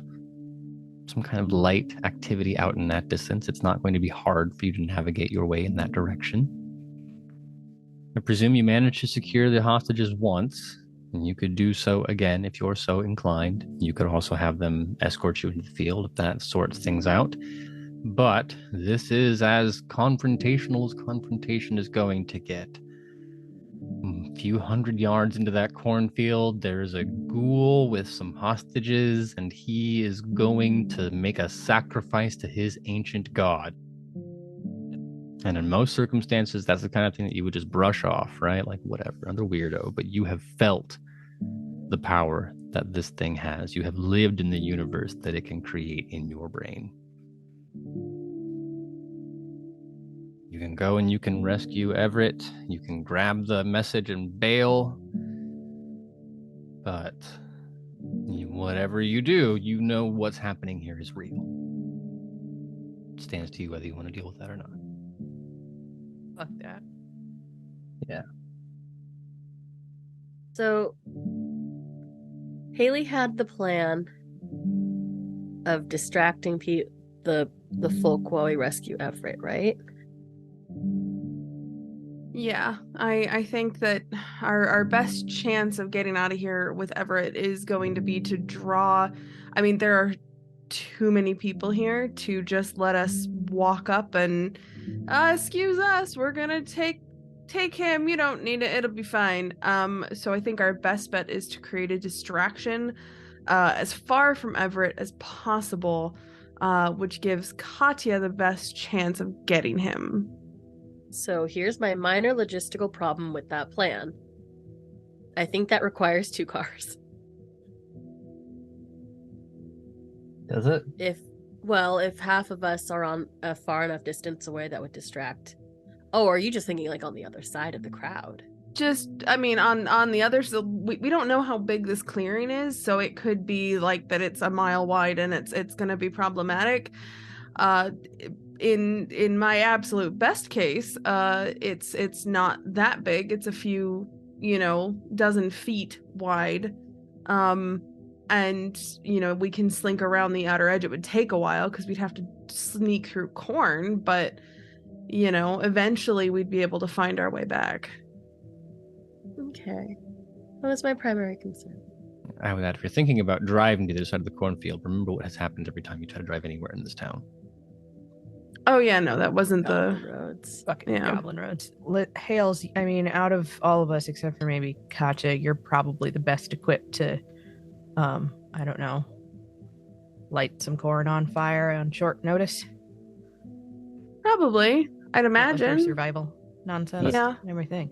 It's not a compliment you get every day. Mm-hmm. Little arson. Never hurt anybody. Yeah. Well, except for when it did. Great Fire, Chicago. Yeah, that part. Storyteller, would our fucking culty weirdos be able to tell us where the brain sacrifices get stashed? I don't know if they'd have that information. They have to be kept nearby. I don't know that they would describe the ritual to you. They are zealously loyal. You can get some information out of them, but there comes a point where they'd rather swallow their tongues than tell you, right? Okay. You don't know if you don't ask. Yeah. I'd say we cause a kerfuffle on the other side of the field and go in and grab our boy and get the fuck out of here. Let these assholes do what they want to do. I agree. We weren't, it's not our job to disrupt the cult. It's our job to get Everett back to Chicago. Well, it's our job to get the note. It would be nice if we got Everett back to Chicago, but that was not the mission. Just so we're all clear. Weren't you the one that didn't want to murder these two? I don't want to murder people, but I'm just saying, if we get there and he's been dead, it's not like we failed. We just have to, I don't know, grab his jacket or something. I'm just saying it's not over if he's dead. Let's just try for Everett. I am the moral compass, but I'm also being realistic about the fact that we're dealing with a cult. I'm sorry, Jordan, go. I'm just saying, we try for Everett, and if we don't get note as a consolation prize. None of us expected this much. We better get a thick-ass boon for it. Well, I think one of the benefits of accomplishing the mission is that you are allowed to step foot in Chicago ever again. Yeah. Okay, well, quiet. But let's leave the politics for another night, because there are some preconditions to those debates that need to be met before they're worth having, right? So unless you have another means of entering the cornfield, I think we're all going to hop out of the car and slink off on foot into the night. Gross. System. I would definitely give Roxanne a spare pair of boots that I have in my bag because her heels are not going to cut it in this field. I already know. Yeah, no, the Louboutins are staying in the car. Yeah. Katya, do you have a spare gun in case we have to do a gun thing? Yes. I have several spare guns. Katya can just like open up her cloak and be like, Picturing that scene in Pirates of the Caribbean where Elizabeth Swann is just pulling weapons out of her personage. I'm keeping knives and guns in places you didn't know you could keep guns and knives. There it is. mm-hmm. I also just had a flash to a Katya, but doing the RE4 gun dealer voice, like, what are you buying? Literally thought that. I literally thought that. Same. Well, good. We're all on the same page. We've created a collaborative storytelling universe where everyone has the same visual image. To that end, stepping off the road, walking those 3 or 4 feet that we now know exist in the Midwest between road and corn, past the vehicles and stepping into the fields. One thing that I think surprises most people when they find themselves walking into a cornfield is how quickly you can lose sight of what's ahead of you and what's behind you. The corn is taller than all of you, and the way that the ears and the stalks, they're fairly close. So you're pushing through it, and it's got that jungle foliage feeling where you can kind of see the shape ahead of you. If there's one vampire in front, if you turn around, you might be able to hear the rustle of another one behind you. But for the most part, it is like being swallowed up on all sides by corn. And it's green, it's itchy, it's scratchy. You don't have to worry about that because you're vampires. But you can feel the humidity in the air. Corn sweats to maintain its temperature. You can hear the normal sounds of nature around you. Cicadas are a thing that I think people who come to the Midwest aren't ready for. Then they discover it. And then as you make it a little further, you start to hear those, it's got to be human activity, but what is it? And there's a low droning, not quite in the range of like Mongolian throat singing, but closer to just a steady hum, a chorus of voices just maintaining the same note. Proceeding, stepping closer still, above it, you can hear it's raspy and staccato. Just a constant over and over.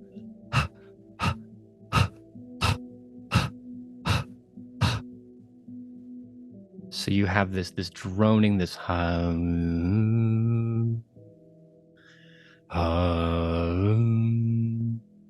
and then above that, just in a slightly higher frequency, the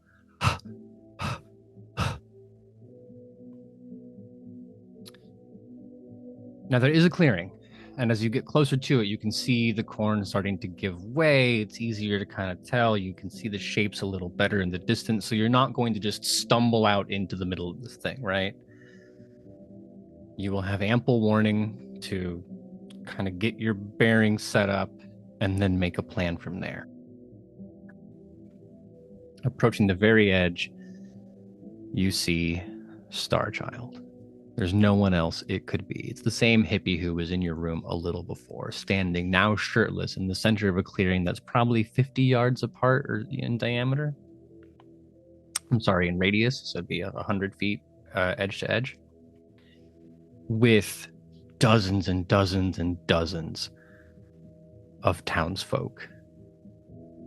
They're wearing burlap sacks, like the one that was on the scarecrow, with dark black robes made of the same material hanging off of their shoulders.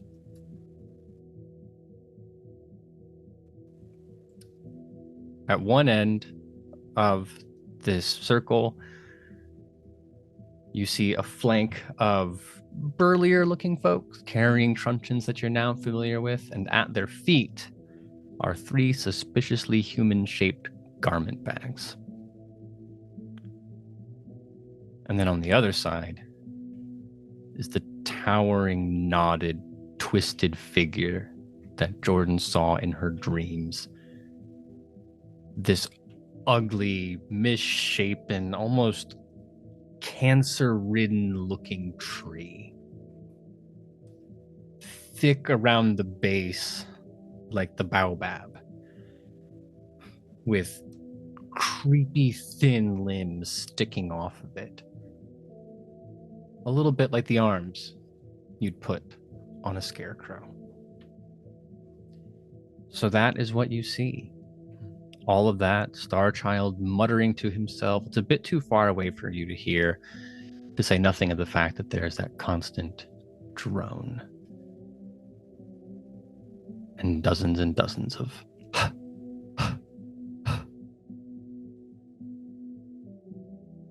How many guards are next to the body bags? call it 6. Can we call it less? We could. But then you go to do something about it. I'm like, all right, and then the 6th one hits, and you'd be like, what the fuck? You said there were 4. And I'm like, well, I told you there were 4, but that was only because you asked me to. Fine.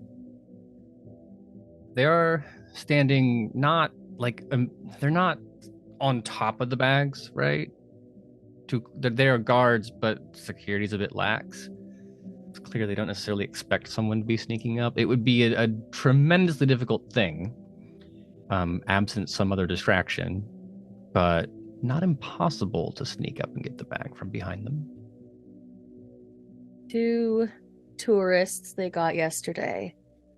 And our boy, I assume. Yeah, it's a good assumption.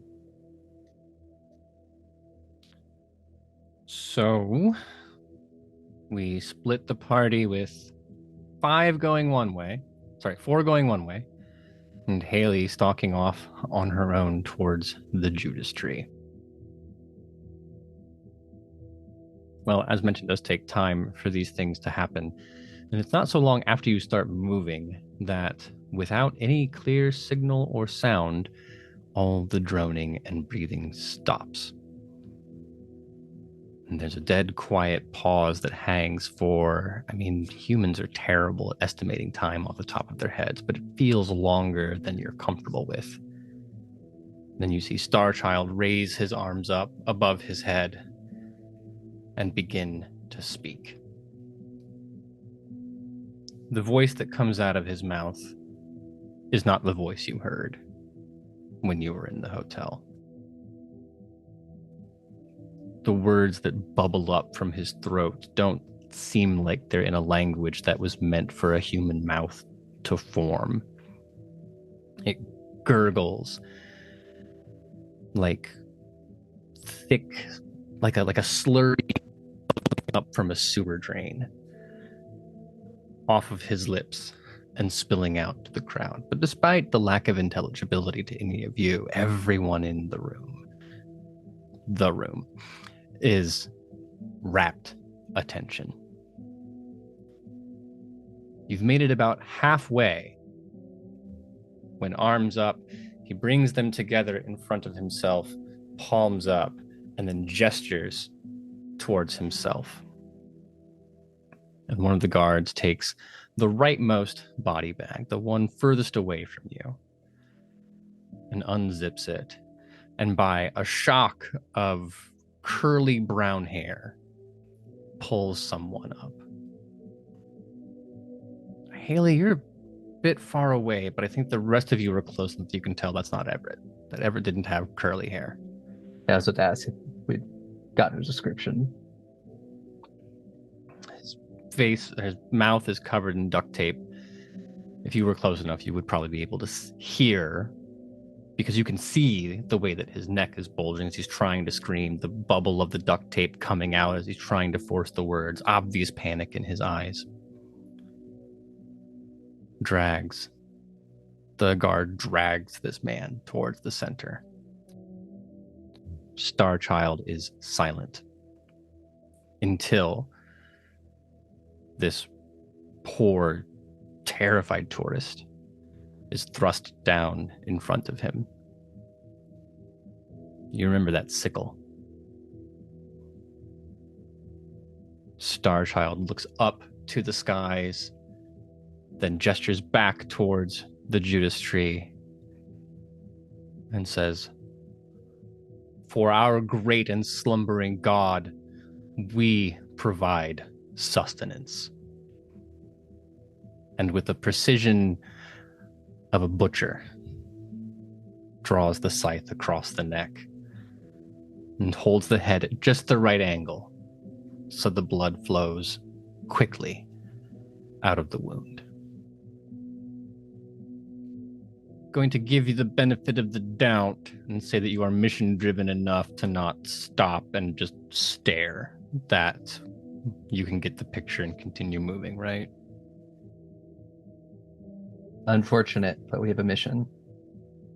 And the entire time they're waiting for this tourist to bleed, which doesn't take long, but again, longer than you'd think. The droning continues. The breath is back. So that is about the time that our coterie arrives in their respective positions. Hayley, I'll need you to make a roll to set up your trap. Probably be wits and survival. Mm-hmm. For Katya, Jack, Roxanne, you're going to need to do dexterity and stealth. Worth asking at this point, Roxanne, as a Lasombra, how are your shadow powers?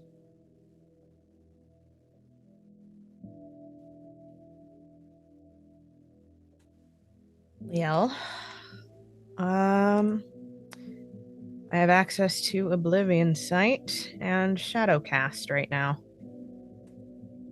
I can think of a way in which being able to cast shadows would be helpful. Let's see. Shadowcast. This power draws upon the darkness within the user to project a supernatural shadow from which to manifest other powers. No matter the ambient lighting, this shadow usually mimics the movement and shape of the user, but can sometimes grow distorted and even monstrous, resonating with the current temperament of its owner.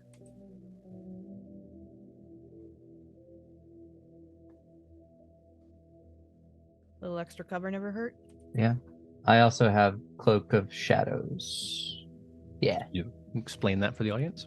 Cloak of Shadows. As long as I am standing perfectly still, I will blend into my surroundings. And as long as I don't kind of have some sort of cover, make no sound, and don't move. So it essentially is Cloak of Shadows, standing, find the perfect time, move to another spot, stand still again, vanish, move to another spot. So Roxanne, if you want to rouse, I believe you have to rouse to use that power. Yes. We can give a little bit of extra cover to folks. Yeah, and that is a rousing success. Well, there you have it. So stretching out from Roxanne, I think most of you actually saw this shadow a little earlier in the graveyard. This time it is controlled as she stretches the void of light to just catch those little bits that flicker in between the guards. They're silhouetted against these lights. So you see just the little bits of torchlight coming between their forms. And that's something that she can just billow out and block. It's a weird image in my brain. You've got this Lasombra in an all-black business suit and borrowed fucking, I don't know, what kind of shoes does Hayley wear? Your standard like Timberlands.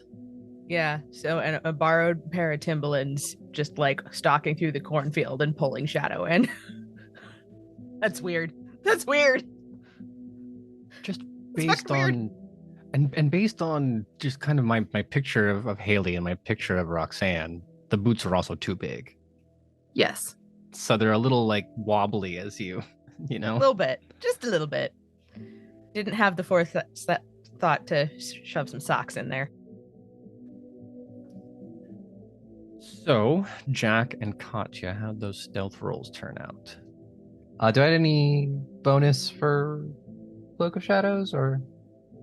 I don't think it's not gonna help, because when you're stealthing, the moving is the part. That's true. If something were to go wrong, you could, immediately stop and be okay. Oh, Jesus. I want to spend some willpower on that. Yeah, can't imagine why. Staring at one success as Katya rolls willpower. And it's 3. Hoping that they're all very distracted with this ritual. Difficulty was set at 4, but with Roxanne giving the bonus.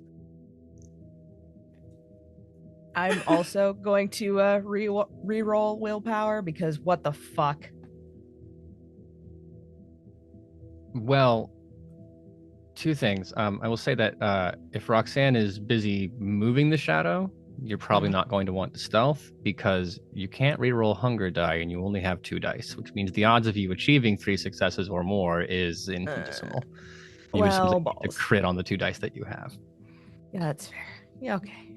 So it's probably safer for everybody if you are doing the shadow work and then letting the 2 people who can actually stealth and dex. But that's good. I wasn't sure if I needed to move with it. That's why. No, I mean, what's the point of being a shadow wizard if you have to move the shadow around by hand, right? Hayley, how'd your trap go? 5 successes. Okay. At least someone did really well on their roll. With 5 successes, I would say you'd be able to rig up a rough timer on it. Not anything sophisticated, like an egg timer in your pocket, right? It's not that kind of thing. But you could set up so maybe there's like a candle in it, and then after a certain amount of time, that'll hit something, right? You could set a 2 to 3 minute timer. Okay. Easy. Like 2 to 3 minutes. Not a precise thing, but you know that you'll be able to get away, for example, from the conflagration you're about to cause, which would be helpful. Yeah.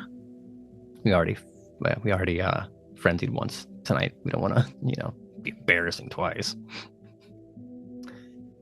So, Katya and Jack, you arrive there. There are only 2 body bags now. You're gonna have to move fast because both of you are actually kind of intimately familiar with how long it takes a body to bleed out. So, yep. Are we just grabbing the bags and going? Yep. Idea is blink in, grab 1 bag, soaring leap out. Fleetness, and just going past as fast as I can to grab this body that's left over. I think that's going to ruin the stealth aspect. So if you're stealthing up with the bag and then GTFO as fast as possible, that's fine. That's what I mean. That's what I mean. Sorry about that. Wait till the last possible second to blink in right next to the bag, and then on a successful stealth check, you don't. You can make it right up to the bag without having to do anything special. Oh, if we can do that, then that is do that, and then we'll either blink or probably blink out. Just poof. Also, just point of interest, I'm pretty sure we want to wait until the fire's going. That's true. Yeah. So that was another thing. Fire, grab, yeet. Yeah. Hayley, once you have your trap set, what are you going to do? I would like to kind of make probably head back towards the car, but kind of circumnavigate the circle, so I'm heading towards where they would potentially be, so kind of follow the path that they took on the side where closest to the car.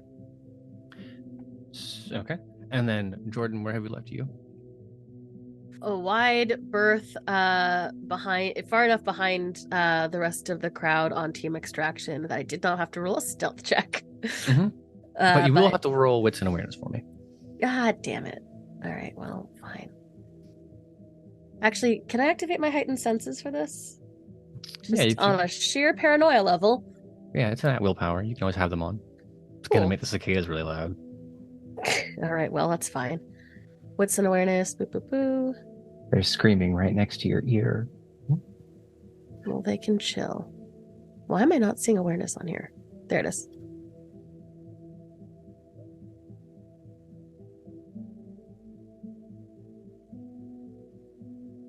Double checking what heightened senses does. I don't think it gives you bonus dice, but it would lower the difficulty of the roll just because you are focused more on things. Well, it made it a 2. It makes it 1 success for now. It says here adds Auspex rating to all perception rolls. Well, there you go. What's your Auspex? Boop, boop, boop. 4. Okay, so you can add 4 to. I But hear the it's- crap out of what's happening next. Well, it doesn't add 4 successes. It adds 4 dice. Well, fine. 1 second. Oh, it'd be terribly. Oh, I don't want to live in a world where the powers add successes. Then the game's no fun for me. Well, good news for you is it's still 1 success. It does give you more dice to roll willpower against if you'd like to. Fine. Willpower, reroll that. All fucking 5 of them. It's insane how poorly I roll. Willpower can let you reroll 3 dice. 2 more successes. Well, that's good, because 3 of it you need to hit. That means you will not be caught entirely by surprise by the thing that is stalking up from the corner behind you. Standing still with your attention facing the ritual, you are not you're easy prey. But it's that little brush of the corn. It's not the sound of like the wind blowing through it. You can hear there's a body coming. And when you spin, you see standing maybe 6 or 7 feet away from you, hunched down, creeping forward, a young woman, maybe like 18 or 19. Hair is caked, filthy, kept very, very short, buzzed down G.I. Jane style, but still just with messes, clumps of dirt in it, face smeared and smudged. Already has a darker skin complexion, but with streaks of muck on it, with clothing that might have been like a band t-shirt at one point, but now it's ratty, holes has been torn. Could be anybody, but the red glow of the eyes is what's going to give it away as a vampire. Hey, buddy. Fuck. Keep your voice down. Who the fuck are you? Were you first? I asked first. I know you definitely weren't here first. I asked first, though. Oh my Okay. god. Where? I don't know. I genuinely am like, this is going to be a bad idea. I don't know if I should flex this, but we're going to flex it. We're from Chicago. Oh fuck! I heard you were, but you came to deal with this. Do you even know what you're getting into? Not really, no. Keep your voice down. You just need to get the note that's on one of the people who might get sacrificed. Oh fuck! You're not even here. You're not here to stop him. Well, we would do that, but we kind of are we're a little outmanned. God. Fuck. Who the fuck are you and what are you doing here? I'm Mary Angel. This is my town. Well, good job.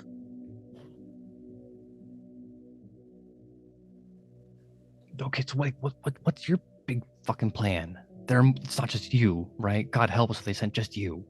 Oh, God help us if they sent just me. No, it's a fire. We're gonna make a distraction.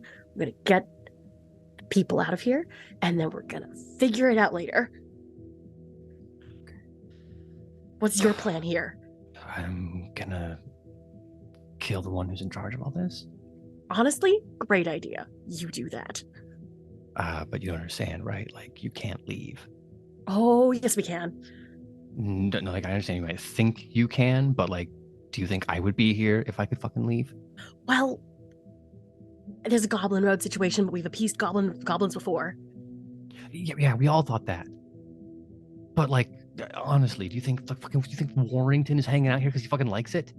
Okay. Nazira's like, oh man, I just love country living where there are no chantries or books or wizards. I sort of assumed that was a politics thing on her end, and I assumed the other one was another politics thing on their end. No, we can't leave. The thing that keeps the thing in here, dude, it works on all of us. So what are we supposed to do? Set fire the Judas tree? Oh, come on. No, I don't know how any of this works. Okay, I just know that so- he's the one who runs it, and now's a good time as any. Oh my god. Okay. Who? Yeah. Okay. Wait. Okay. Well. All right. Well, if you'd like a little help, we're about to set fire to some corn. Like any minute now. What? Just distraction. Oh God. Okay, well, I'm so glad I bumped into you before I ran into what is apparently going to be a big firebomb trap. Okay. Yeah. Good. Lucky you. Wait, okay, where are the rest of them? Around. Working on it. You're Can gonna you be blow their cover. Can you be more? First of all, I don't think I will. Second, can you be more specific about the around part? And I like look. I'm like, around. You can tell her that you're going to get the bodies, right? Yeah, we're going for the bodies. There's weird shadows. There's a little somber with us. Fucking days get better. Okay. Okay. Where were you earlier? Doesn't matter. Where was I? This is your town. You don't know what you're here to solve this fucking problem. All right. There's going to be a big distraction. If you want to use that to make your move, great idea. I have an gun and no ability to use it really. So we got people who kind of know what they're going to do, but our plan was to get the bodies in the car and then get out of here. But you say that's not going to be able to happen. I haven't tried anything else. I've tried leaving, and that hasn't worked. So I'm hoping that we have a compelling reason to go, and that'll be enough. Oh, fuck. All right. Did you drive here? Yes. Okay. That black SUV. Meet us over there when you're done with. Okay. You're serious. I don't know what this you do. gangrel just disappears into the corn. I'm so sorry, Aaron. At that point, so this is happening kind of simultaneously with Hayley circumnavigating, with Katya and Jack arriving at the body bags. What happens now? We're just waiting for the trap to go off now, right? Yeah, we're waiting for the boom. Okay. Absent the given the lack of tactical communication headgear, where Hayley could be like, Echo 1, bombs planted, T-minus 2 minutes, exfil. It's going to be a little less sophisticated, right? So I guess we can rearrange the chronology so that you want to wait behind the corn line, then the firebomb goes off, then you sneak forward. So that's where we are. Yep. Which then means the conversation that Jordan is having with Mary Angela will be punctuated when she's like, I don't know what you want to do. And then she's like, well, what's the plan? And then she's like, whoosh. And like, oh, that's the plan. That is the plan. Told you. And now we're all caught back up. Okay. So when the firebomb goes off, what's the exact, like, okay, so that's when you start sneaking forward. Yeah. Immediately, wave of panic spreading through the room. First, surprise, looking over, what was that? The explosion noise, but corn, I mean, it's not like the most flammable thing in the world on account of it being like plant matter that's irrigated, it's wet, but that doesn't mean it's any better to be trapped in a field full of it when it's burning. So all of a sudden, I would say about 3/4 of the people are now booking it out in various directions.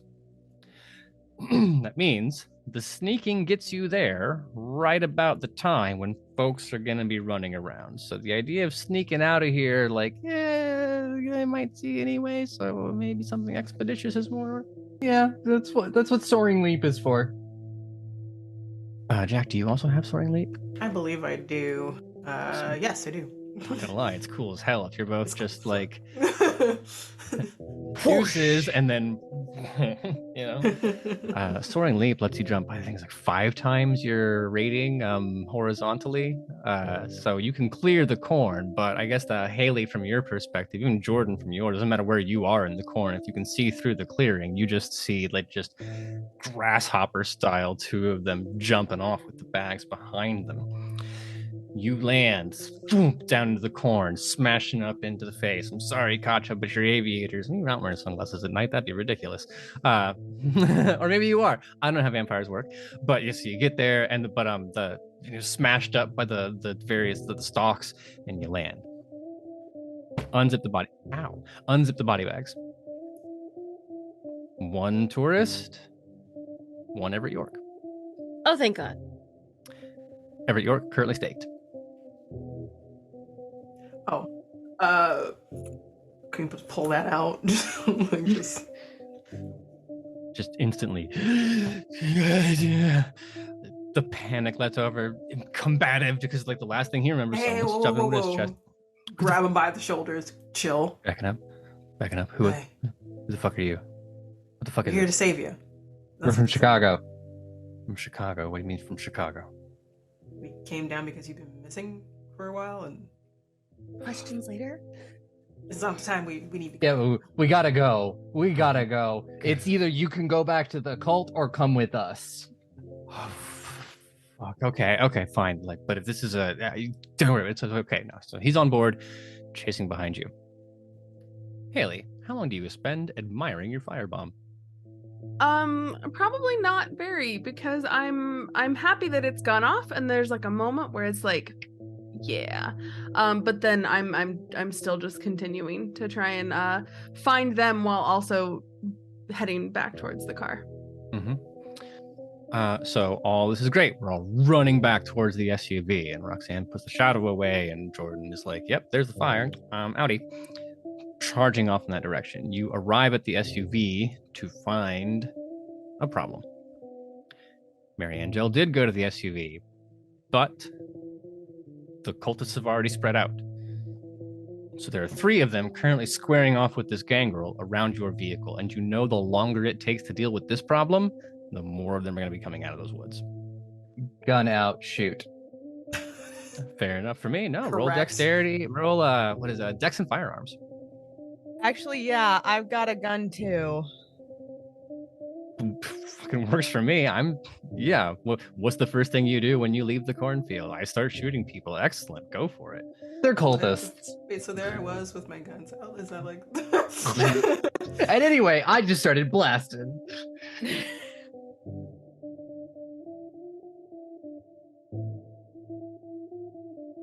That's 6 successes from me. It's 4 for me. Yeah, so I Lovely. mean, it's like fucking smoking aces. You just come out, bam, bam, just putting rounds down range.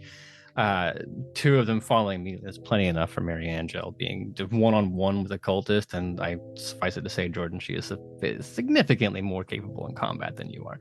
So the squibs are going off in the film, people falling over, and then Mary Angel just one feral weapon's claw strike. The body goes hurling across the air. Everyone now arriving into the SUV. It's getting kind of crowded. 5 of you, 3 passengers. That's 8 now, but that's fine. That's why you Whatever. bring a family-sized vehicle. Katya, you driving? Yes. Oh, okay, cool. Thank you, Joshua Crozier. So Katya, you start driving off. There are more people coming in behind. Now it's a chase. There are 2 pickup trucks behind you, like big, like F-350s, actual farm trucks, not like my penis is small, how do I look good in public trucks? So like working trucks. People in the front, firearms. You can see leaning out of the windows, standing up in the back of the truck. What are we gonna do? I will be defensively driving, and I will open the moonroof as well for somebody to lean out of and take some shots out of. Yeah, I could. I'll fucking okay, sure. It's either that or somebody else takes up for driving. I got a dot in both of those options. I like this. I like this. The moonroof opens, and Roxanne is starting to get up, and then like Hayley doesn't have a gun, like I'm gonna shoot or whatever. That's not what Hayley's here for. And but then Jordan has the pistol and is like, oh god damn it! And it's like trying to rope the slide. At this point, Everett York reaches over and just takes it from you and rolls the window down. Right? Thank you, Everett. Good. No, I'm just this is the second time. played a kindred. Firing out of a window. This is weird. This is weird. I have 2 nickels. I did have a small thought. I have my my little hatchet. And I was wondering if I could stand up in the moonroof and then chuck it at the car with the intention of shattering the windshield, like right in front of the driver. I mean, it's going to be hard, but also incredibly cool if you pull it off. I know, right? I think the moonroof is taken, and I really don't want to get to the scene where you're both squeezing up through it, right? So, but I mean, out the window is totally fine. You're an adventurer. Like, this is Sure. the only thing that you hate about this moment is that you're not getting Jack to TikTok it for you while you do it. I know. How cool would that be? Ugh. So Can then I let's take. just slowly, just for story, just like dope. The amount of masquerade violation as you're like, this is gonna be Swear to so God. bad. You can keep it for yourselves, right? You know, you don't need to. Yeah, exactly. Just in the locked folder on your phone. Yes. Okay. So then it sounds like I need Katya to make a drive check. I need Roxanne to make a firearms check, and I need Hayley to roll Dex and athletics. It's dexterity drive, right? Yeah. And for 3 those of successes on the shooting. Because this is really difficult, I am going to blood buff first. that's good advice. Yeah, I am probably also going to do that as well, just for extra dice. Rousing success. Would things like Cat's Grace help me? Or Fleetness? Cat's Grace is for balance. Fleetness, no, I don't think, because you're not running, you're driving, right? But honestly, what did you roll? Oh, you haven't rolled yet. Okay. It's me. I'm gonna get hungrier, but I'm only up to hunger 2. Let's Yeah, you're do fine. some drive dex with those 2 extra dice.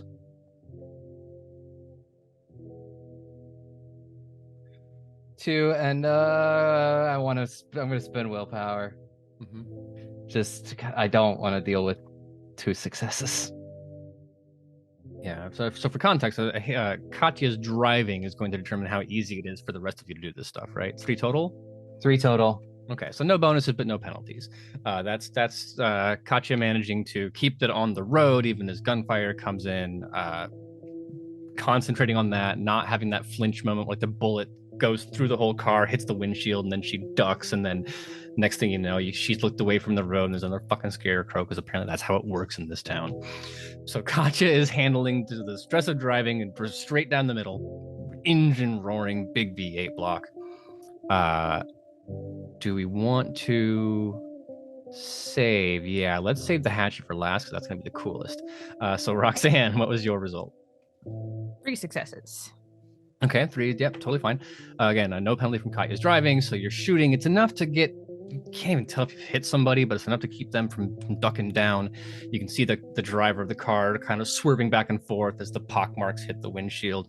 Cover Everett, fire. exactly, Everett also doing his part. Let us see what Everett's dice pool is going to do for that. Oh my god, Everett, you should have been on this adventure the whole time. Oh, damn. And Everett, fuck it. Everett can roll willpower, right? That's allowed. Yeah.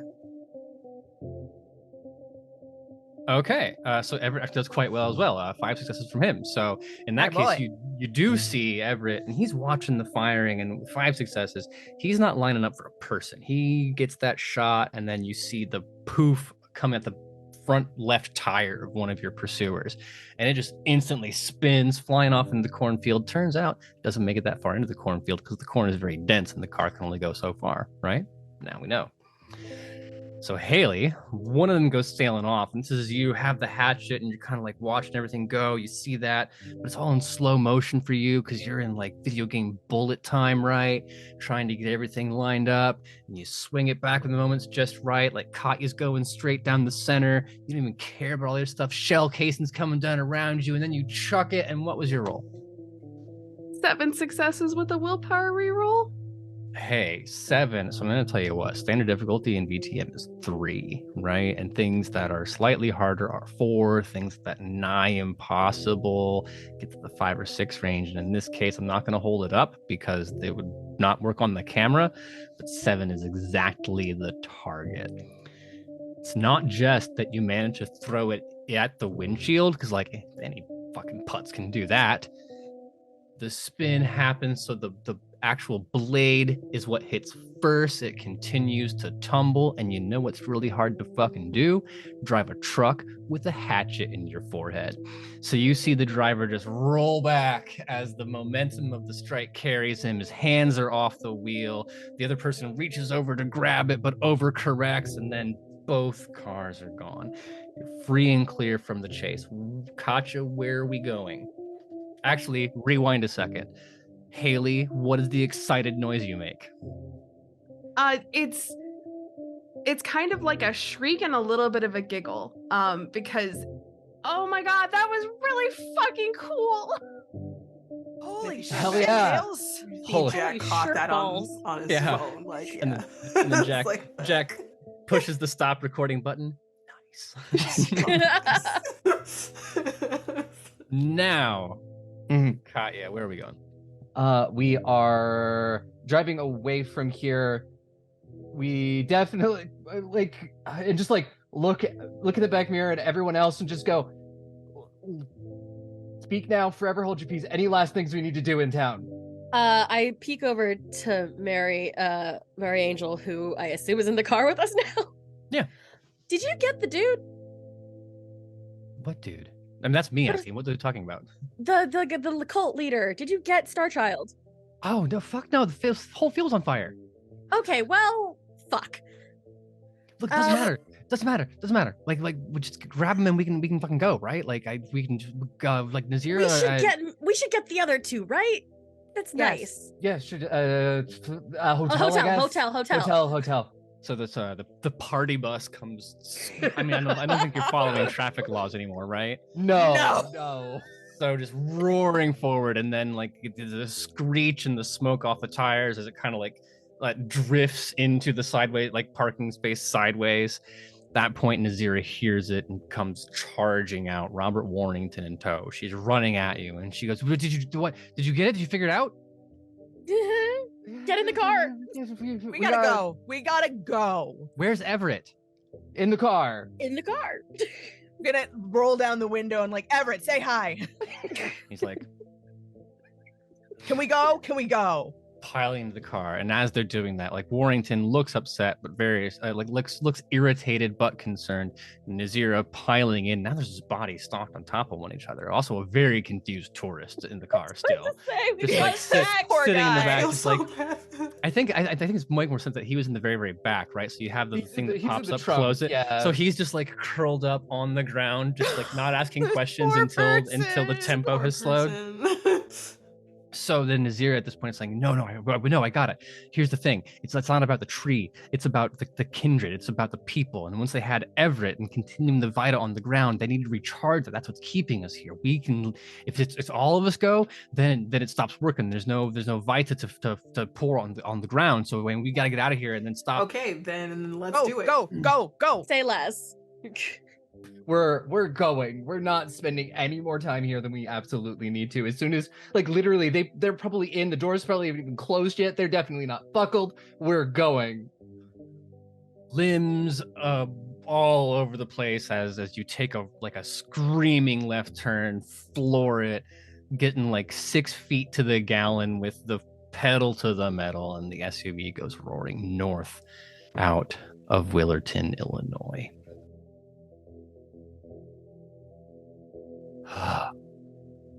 Feels good. Going to be about a few miles out of town when you realize you're not being pursued. There's no giant fireball chasing you. There hasn't been some kind of weird Goblin Roads rubber banding nonsense that pulls you back into the city. And that is probably the time for people's adrenaline, if they are human, or sense of adrenaline, if they are not, to have calmed down.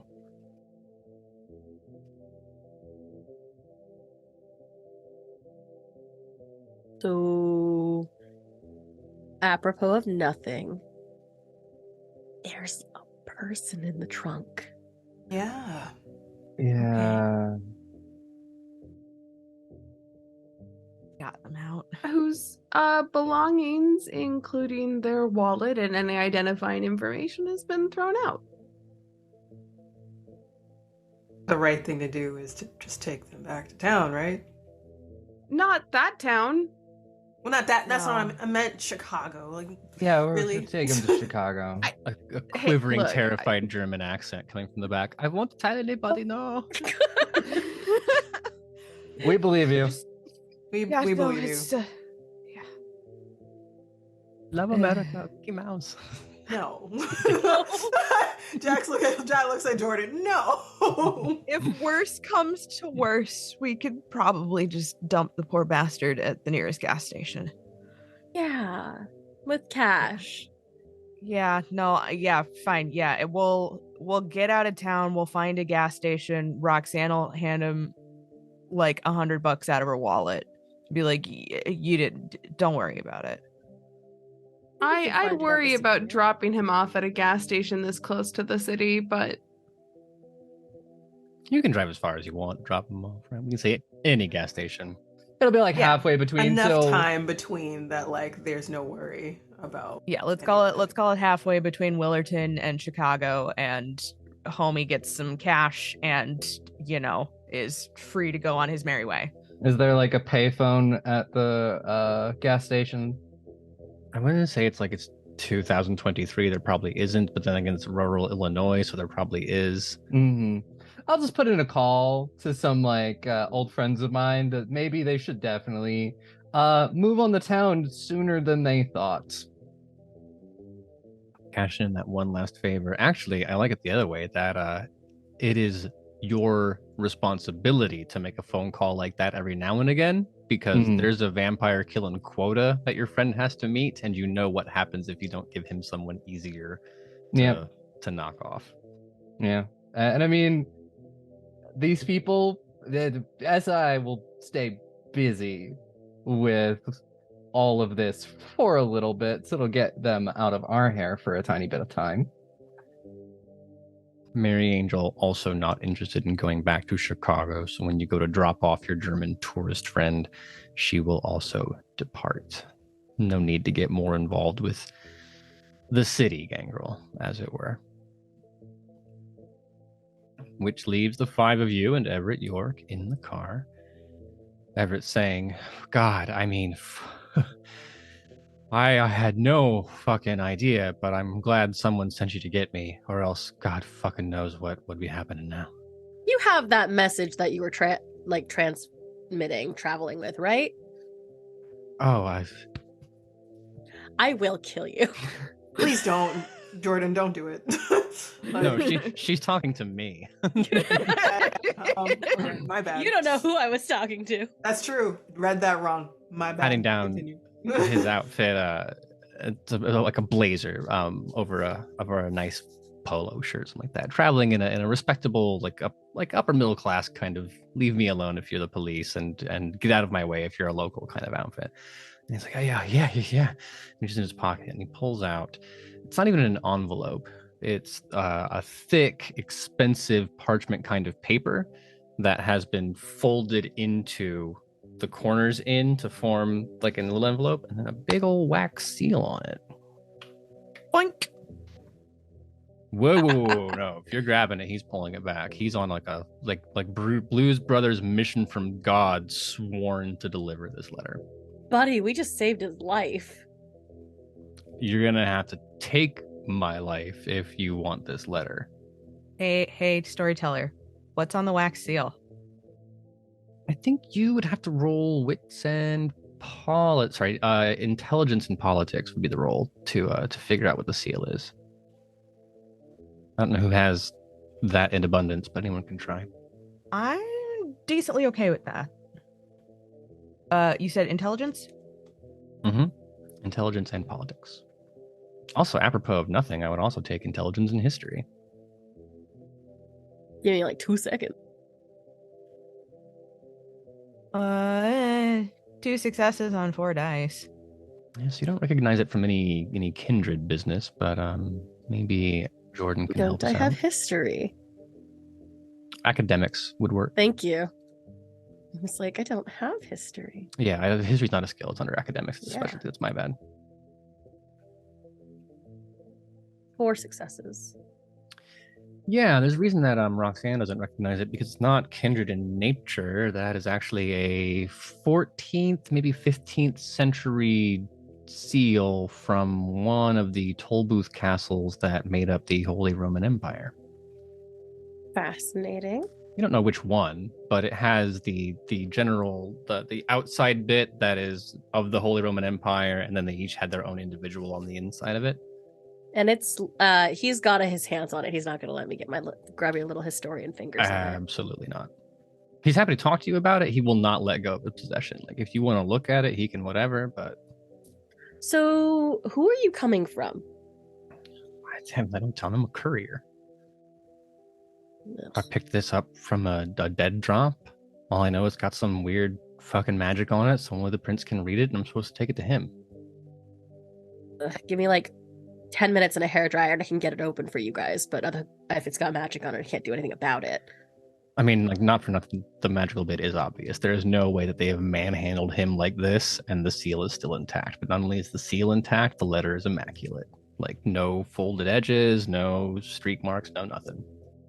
Holy Roman Empire gives me the somber vibes, but otherwise I got nothing. That looks like nothing that I've ever seen. The monogram, the letters NG. I don't think that would mean anything to any of you.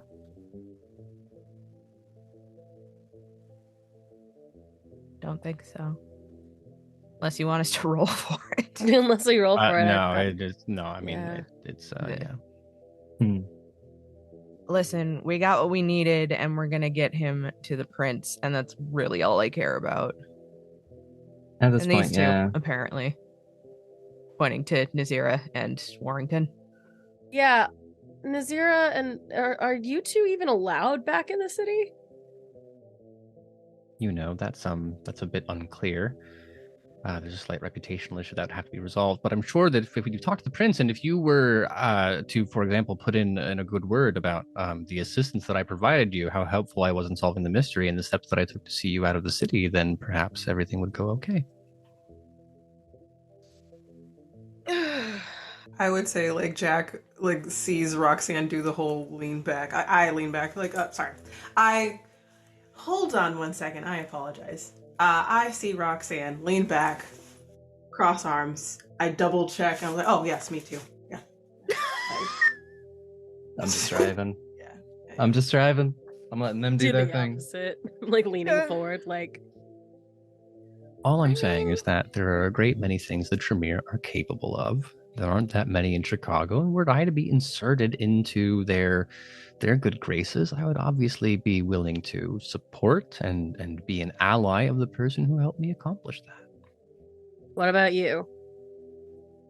A Warrington would prefer not to be in Chicago. Warrington would prefer to leave, but does not want to get out in the middle of fucking nowhere because he's not a German tourist or a gangrel. He needs wheels.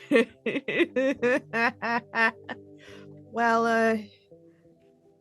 I mean, Nazira, I feel like we've been able to develop a bit of a rapport. So at the very least, I would be more than happy to put in a word with the prince for you.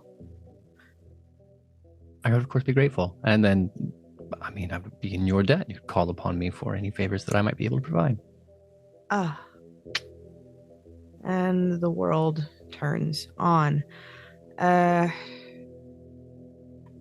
Yeah, I suppose if Warrington, if you're not a huge fan of the big city, we can probably dump you off at one of the suburbs. Yeah, find me a truck stop, biker bar, something. I know how to get my way up from there. Okay. Also, all right. yeah, well, you know, Anarchs, we're not exactly what the camera says we are.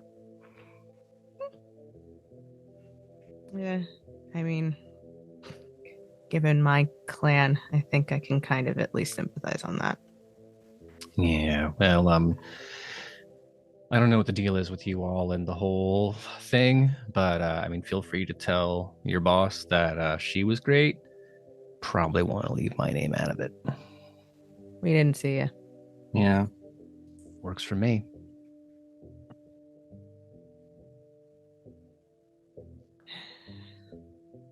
So, stretching into the epilogue, then, I think. The prince, of course, grateful the return of the letter. Less so, but still grateful for the return of Everett York. He is a courier, will not be remaining in Chicago, has a private meeting with the prince while you're not around, and you'll never see him again. The letter is delivered. That was the important part, and in exchange for which the prince has given each of you a boon to claim either a haven or territory in his city for your exclusive use in feeding. So you can mark that on your character sheet and we'll take that offline. Nazira will have a very difficult time ahead of her, with Abraham Dusable being who he is. But with your support, the prince is willing to leverage a little bit to see that this Tremere is allowed to remain in the city on a probationary basis, of course, all the normal caveats to make it seem like Mr. Dusable is still in charge. We will let each of you, Kindred, return to your nightly life, and then the camera drifts across a window of a 6th story. Nice little row house in the rich part of Chicago. Kevin Jackson reaching forward and plucking the seal off of the letter to unfold it. And I guess the camera's over his shoulder, so you can kind of see the letter, but you can mostly see Chicago laying out ahead. And then the voiceover reads, Prince Jackson, the rumors are correct. The Tremere dissenters responsible for recent disturbances in your city have continued to cooperate with their masters in Milwaukee and intend to deliver what they believe to be the artifact to H in the weeks immediately to come. I have not been able to determine whether they possess the true book or something else. Neither do I know what they hope to achieve with the secrets therein. My associates, as always, stand ready to assist you in dealing with this issue. You need only ask. Yours respectfully, N.G.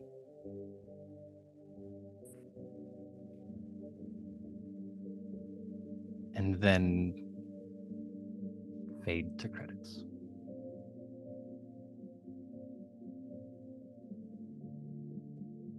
Oh dear.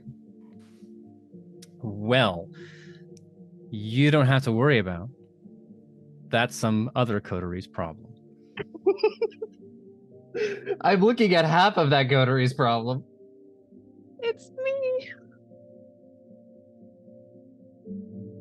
It's us.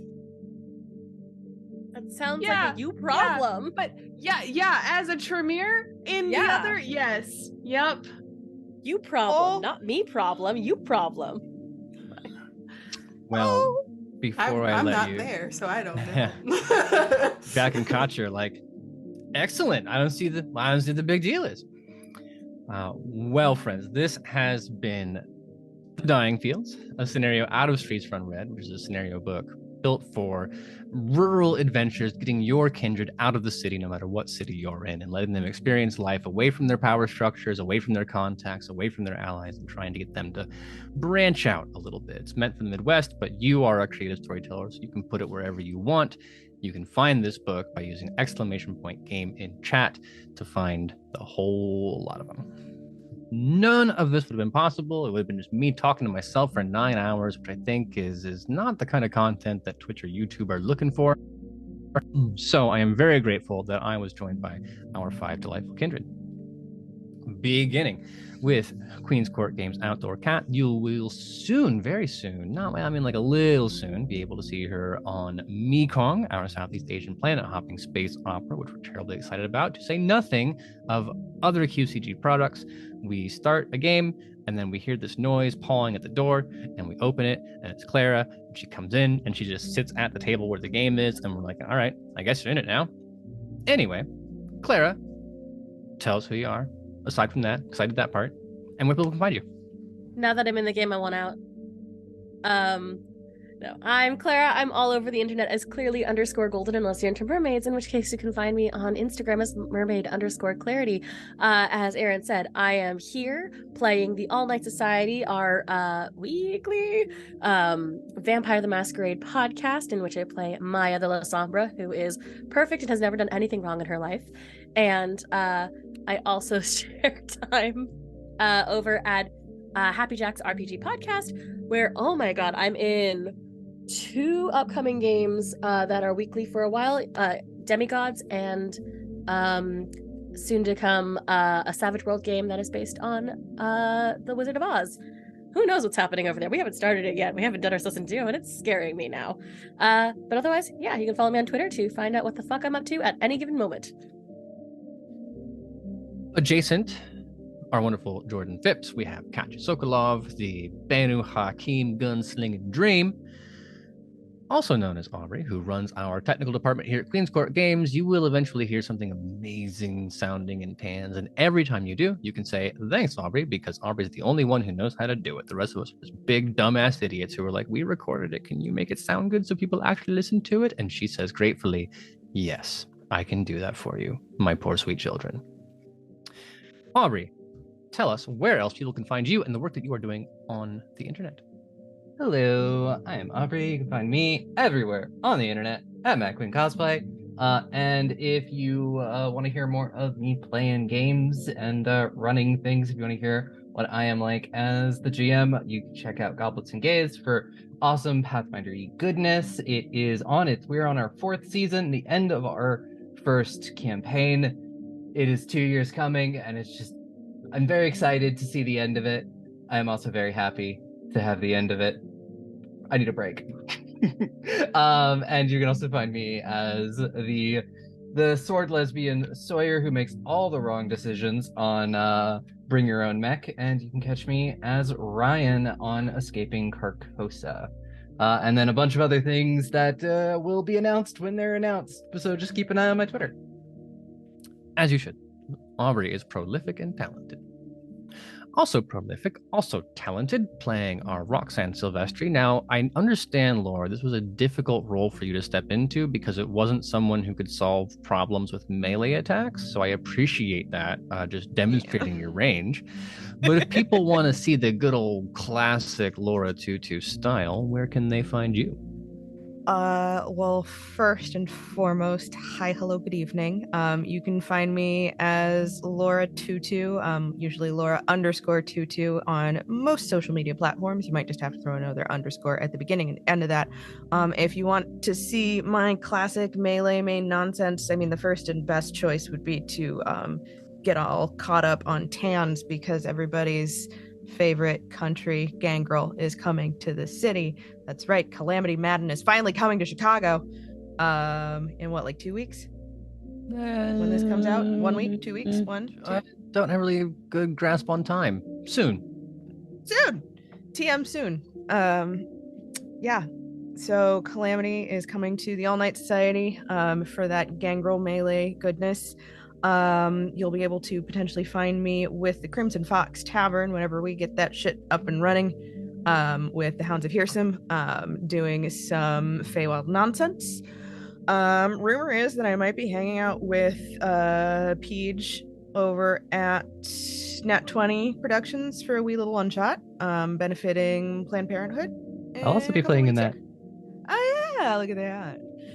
But other Well, than I that, wasn't invited, so that feels great. Well, it's an all okay, neither was I. So I wasn't either, if it makes you feel any better, Aaron. After the but game, other than that, those of us who aren't cool can just meet over in the corner. Yeah. I'm sorry, Laura. Please continue. other than that, the best place to find me is hanging out with these fine folks on the Queen's Court Games Discord, where we occasionally get loud and feral and scream about the things we love. It's true. Among the things that we love, our resident art director, Art Czar, and usually playing the nerdy one. Now I gave you fists, you got to use them. You fucking ate a whole human. Like, wow. It's V.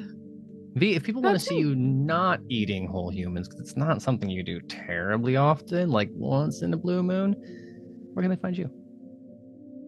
Hi, everybody. You can find me on Twitter at V is for Vampire because my name is V and I love vampires. I'm over here at Queen's Court Games doing pretty much everything. I'm not running anything or playing in anything over at Nat 20 Productions because apparently PJ hates me. I thought we were friends, but apparently not. But you know what? Given how I did not survive Daltonshire, I'm not surprised that he did not invite me back. Anyway, it's fine. I do everything over here at QCG. I'm in so many things. A little behind the scenes fact, I am recording 4 things in the next 4 days for QCG, so it is a very, very, very busy schedule. So are you, Laura. Yes. Yeah. Yep. It's gonna be a busy weekend. So much fun. We have so much good stuff coming out. Super, super excited. Cannot wait to share all of that with you. On the topic of people who are producing way too much content, at least as I understand it. First of all, Sade, thank you so much for joining us. We've been trying to get you to do the game forever, and I hope it was excellent and worth your time, because I certainly feel that way, and I think the rest of us agree.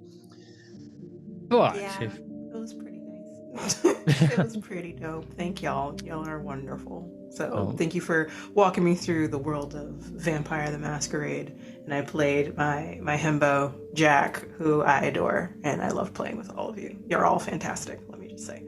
But yeah, hi. I'm Sade, she, they pronouns. You can find me everywhere as SS Ambrose, except for Twitter, which is SS Ambrose _, because Twitter, as you all know, hate me. I'm the founder and creator director of the Other Sider Studios. You can follow us at Othersider STD on Twitter. We just did our premiere of Arcane Core Aftermath, which was pretty good. We're going to keep it going. We have a few more episodes to go to wrap up season 2 as we brought that over to us, and I'm really excited for y'all to see because there's a lot of emotional moments, and I'm proud of the entire cast for the amazing things that they've done. Of course, you can find me on the Lovely Craftings podcast. 4 seasons. Catch up. We're on hiatus, but that's a binge watch. That's a binge watch, and there's a lot of Eldritch stuff going on in there. So please watch it. I was terrified in one real time actively was scared because of a voice mod that I was not told was going to happen. Somewhere. I'm not going to tell you when, but you'll know. You'll see it. Other than that, you can also find me on Friends Who Roll Dice. We're wrapping up Siren's Song, which is a Monster of the Week game. And they're lovely. It's on Fridays, but if not, you can find it on their YouTube. So yes. Thank y'all. Y'all are wonderful and fantastic. I had an amazing time. I have an amazing cast. Wouldn't be anywhere without them. But if you'd like to see me telling you more about how awesome they are, you can find me at Aaron in Words, where most recently I confessed to a deeply embarrassing job that I had while I was in college. But aside from that, normally talking about rules, talking about systems, giving little writing tips, and taking you through my process.